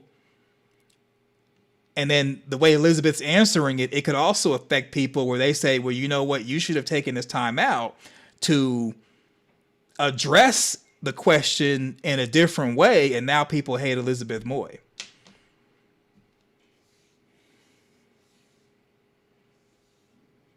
Right. So Joyce is saying it did not, in fact, stop Asian hate. Yeah, it did. It did not. It did not stop Asian hate. It's just that people are not protesting. So, right. So Gothic Chica was saying my family and friends received hate. I remember that as well. Yeah. A lot of people forgot about COVID and they used to remember Donald Trump and a lot of other politicians and public figures were calling it the Wuhan coronavirus. And then they were saying, well, everyone who's Asian basically is responsible for destroying the world because of COVID, which was at first it was called the coronavirus. Maybe I don't know if you remember everything that happened with that, but China, like people were saying that, oh, well, China didn't report it at first. They were trying to keep it a secret. And then when it left China and hit the rest of the world, now they're saying something, people who were Asian were blamed for it. I mean, like there was fights in the street. People were being bullied, targeted. I've seen videos of people being targeted. They were elderly. Like most of the people who were targeted from what I saw in videos were elderly and children. They were going after people disabled. They were trying to hit what's known as soft targets. But that whole Stop Asian Hate was a big thing. And it's because of the racism that was put out there because of what was called at first the Wuhan coronavirus. And, let me know if you all are offended and don't really want to, get into the details of that. But I remember it was a lot of people having prejudice, discrimination, and outright hatred for people who are Asian in descent, whether Asian American, Asian Canadian. It was a horrible and widespread thing. So that's the reason why I'm saying that something like that question should have been shut down and addressed by Teflon or at least Phil, but Teflon just repeated it. And now Elizabeth is forced to have to address it.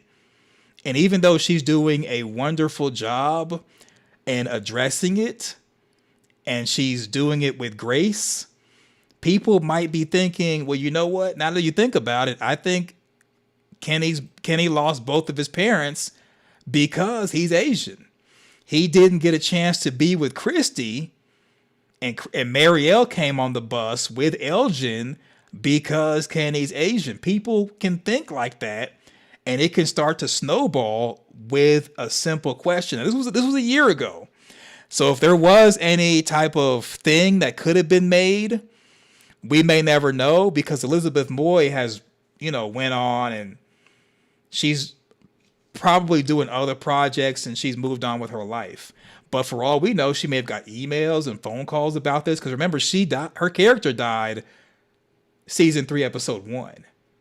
So that was like the beginning of like October or November of 2024. Maybe it was August. It was season 3. You know what I'm saying? So Davin Miller says the host should have moderated that. Obviously, yeah. So Red Star, people will try to write that out of history. So it's important we remember. Yeah, I mean, I think all injustices should be remembered to prevent it from happening again, the same way or a different way.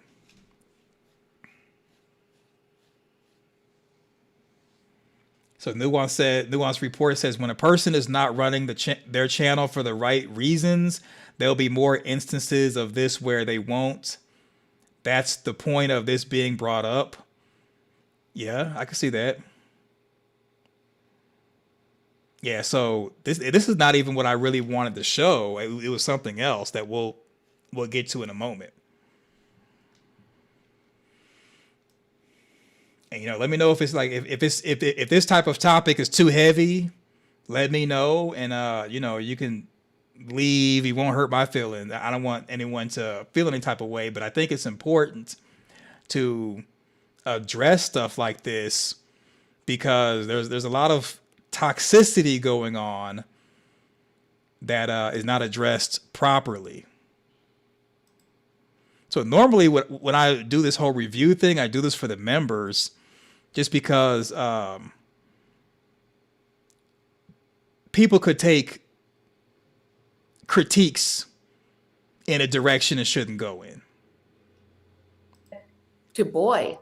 Yeah, I agree. I think that's what it is when it came down to it, that they're really trying to target Boyd, and by targeting Kenny's family, obviously it's going to hurt Boyd more than anything else would be, and everything else. So I agree with you. I don't think it has anything to do anything else with that. Phil, he's frozen. He may be frozen. Oh no, he's not. He's having a conversation. Oh, that's right. He's having a conversation. Hey, Phil, are you coming in?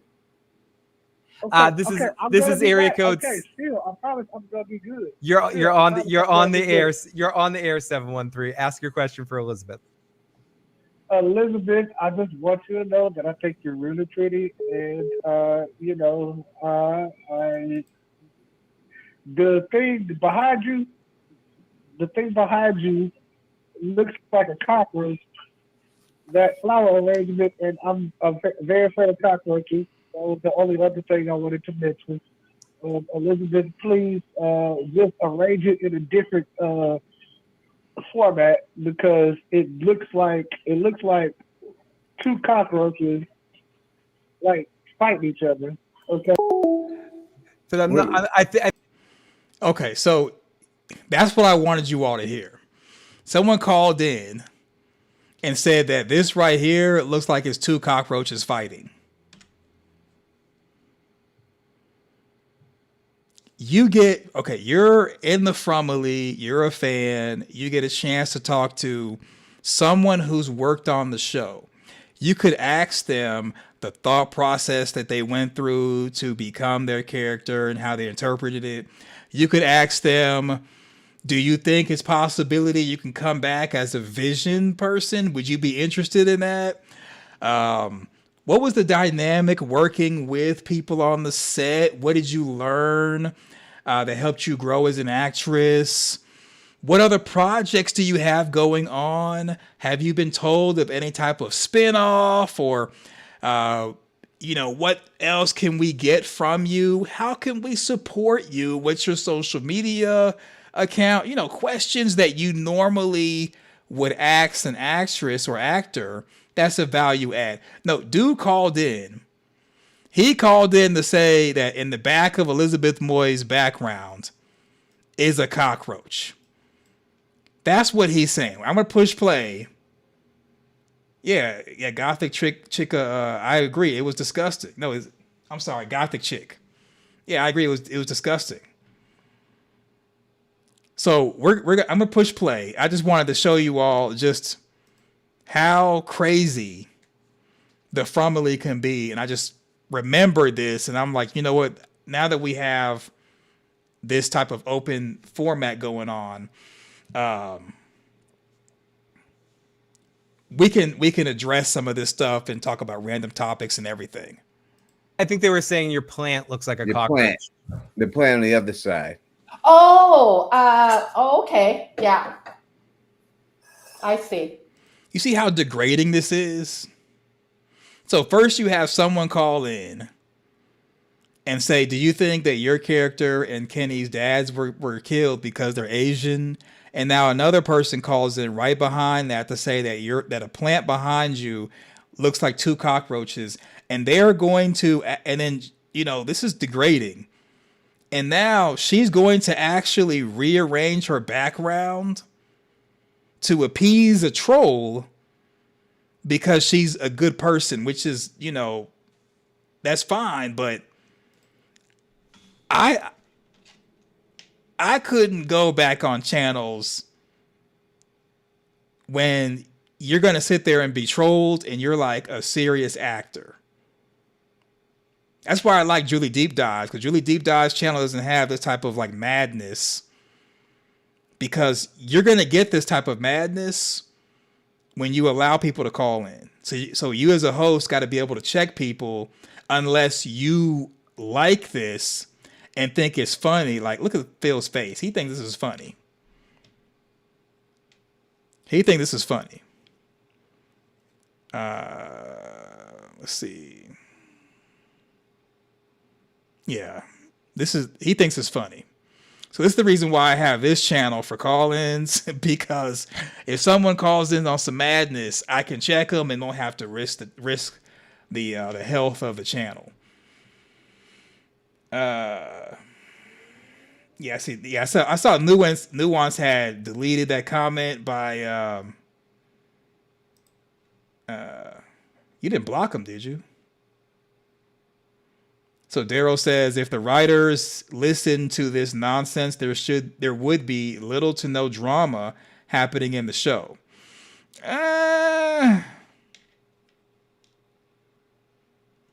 So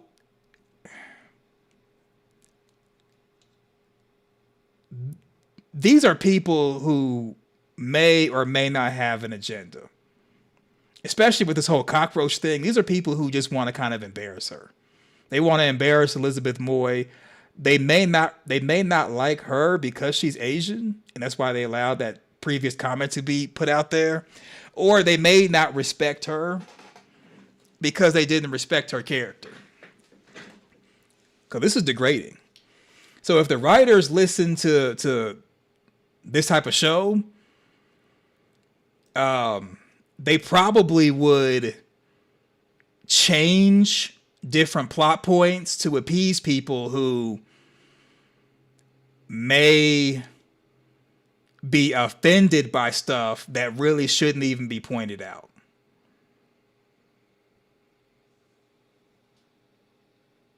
So Mike says Phil's bongos are scaring him. Yeah, so now Phil's got to go change his background because the bongos are fearful.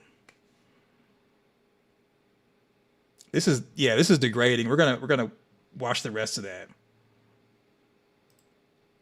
So Nuance Report says these chats are important. Yeah, I appreciate it. I think they are important. So Amanda says I'm the only channel she watches every video. I appreciate it. Still catching up on some of the first videos. So I appreciate that. I appreciate that. I've tried to improve in time and everything, and you know, the older videos may or may not be the quality that you're used to in 2025 and 2026, but they're there. All right, so we're going to finish watching this because it's degrading, and I just wanted to kind of show this to highlight why, you know, reasons why we have this channel to do call-ins just in case, and also why I'm all for joking, but there may be certain places I don't go simply because it gets too silly. This moment right here is lowbrow. Mr. I don't know what he was saying. Ban him from the thing. I don't understand. and in the end and everything else. All right. All right. We're gonna wrap. Yeah. So she moved. Like, let's see what she actually moved. She didn't move the thing the guy was talking about. Phil. He's frozen. He may be frozen. Oh no, he's not. he's having a conversation with it. So Phil's the one that's controlling, I guess, the phone, and Phil is the one who's, I guess, he's the one who is screening the call before it comes on to the actress, and that's the reason why he's talking and he's muted.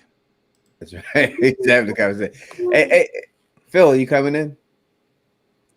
This is area code. Okay, still, I promise I'm gonna be good. You're on. Yeah, so Phil he's supposed to be the one screening. So they do have the ability to screen. Phil was supposed to screen this out, and the guy said, "Oh, I'm gonna be good. I'm gonna be good." I think Phil just wanted to make sure the person was gonna say something good. But what do we mean? What is meant by good? Because for all we know, they could have wanted people to troll, thinking it's funny. You're on the air. You're on the air. 713. Ask your question for Elizabeth. Elizabeth, I just want you to know that I think you're really pretty, and the thing behind you looks like a cockroach. That flower arrangement, and I'm very afraid of cockroaches. was the only other thing I wanted to mention. Elizabeth, please just arrange it in a different format because it looks like two cockroaches like fighting each other. Okay. But I'm not. I think they were saying your plant looks like a cockroach. The plant on the other. Right. So Elizabeth didn't even know what the guy said, and they're actually going to sit there and repeat, "Oh, your plant looks like a cockroach." This side. Oh, okay. Yeah. I see. Missed. So she moves it over, but I mean, she's having a great time. Yeah. This is what we got to deal with in the community. This is what we got. I don't know what he was saying. Ban him from the thing. I don't understand. in the end and everything else. All right. All right. We're gonna wrap this up right now. I want to say thank you for joining us. I apologize for that last call. I don't know why you would even say anything like that and everything else. Just the last caller? Wow. That's like that. This dude is crazy and everything else. But know that we love you. I'm so sad to see your character. You've done an amazing job. Job on the show. We love you and you're always welcome, man. We would love this to have you back. Oh wow. So Miss Wynn says that caller is a regular caller too. So they more than likely knew dude was gonna be on some mess. They knew it and they didn't care. Just to talk about the episodes as the season goes on. And I'll let you know that now Nathan was on here a little bit earlier than you, and he was going to surprise you and come on, but the time messed up. But he was going to come on and surprise. Yeah, he's talking about Elgin. All right, so I just wanted to show you that. I just wanted to show that. All right, so I think I'm going to end it here. This was just a test run, and I think this is going to be a permanent thing. I don't know how I'm going to do it or when I'm going to do it. It may just be a pop-up show, randomly around like 3 p.m., 4 p.m. Pacific Standard Time. Maybe during the week. It's definitely before some episodes or whatever. So, so yeah. So he was known as a troublemaker. Yeah, I agree. I can see that. Yeah. So, and again, I don't want you all to like not subscribe to Teflon TV or unsubscribe from him or thumb him up or thumb him down. The rest of the show may have been decent to listen to. It's just sometimes it's not good.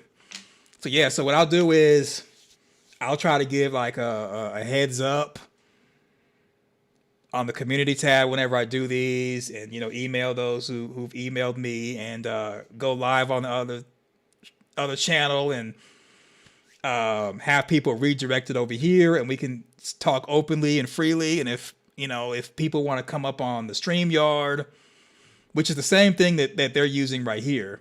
So the same way that Elizabeth Moy was able to come up and talk to him, you could talk to me. You just won't be on the screen, but we'll be able to hear you.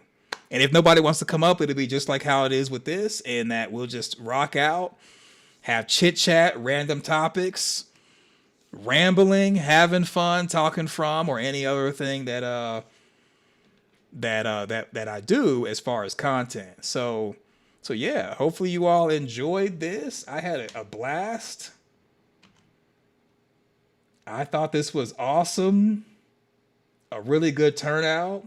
Thank you. Give yourself a round of applause. Yeah. Thank you. All right, so there it is. So definitely subscribe here. We'll be doing more streams, just chit chat streams, and from stuff, maybe not from stuff. but more than likely just from stuff, and then after season 4, we'll just kind of go from there. So there it is. So thank you all for coming and hanging out. Thank you. So Miss Wynn says Teflon brings up race a lot. Sometimes people see stuff that's not even there, unfortunately. So yeah, so everybody have a great night. Thanks for watching. Go for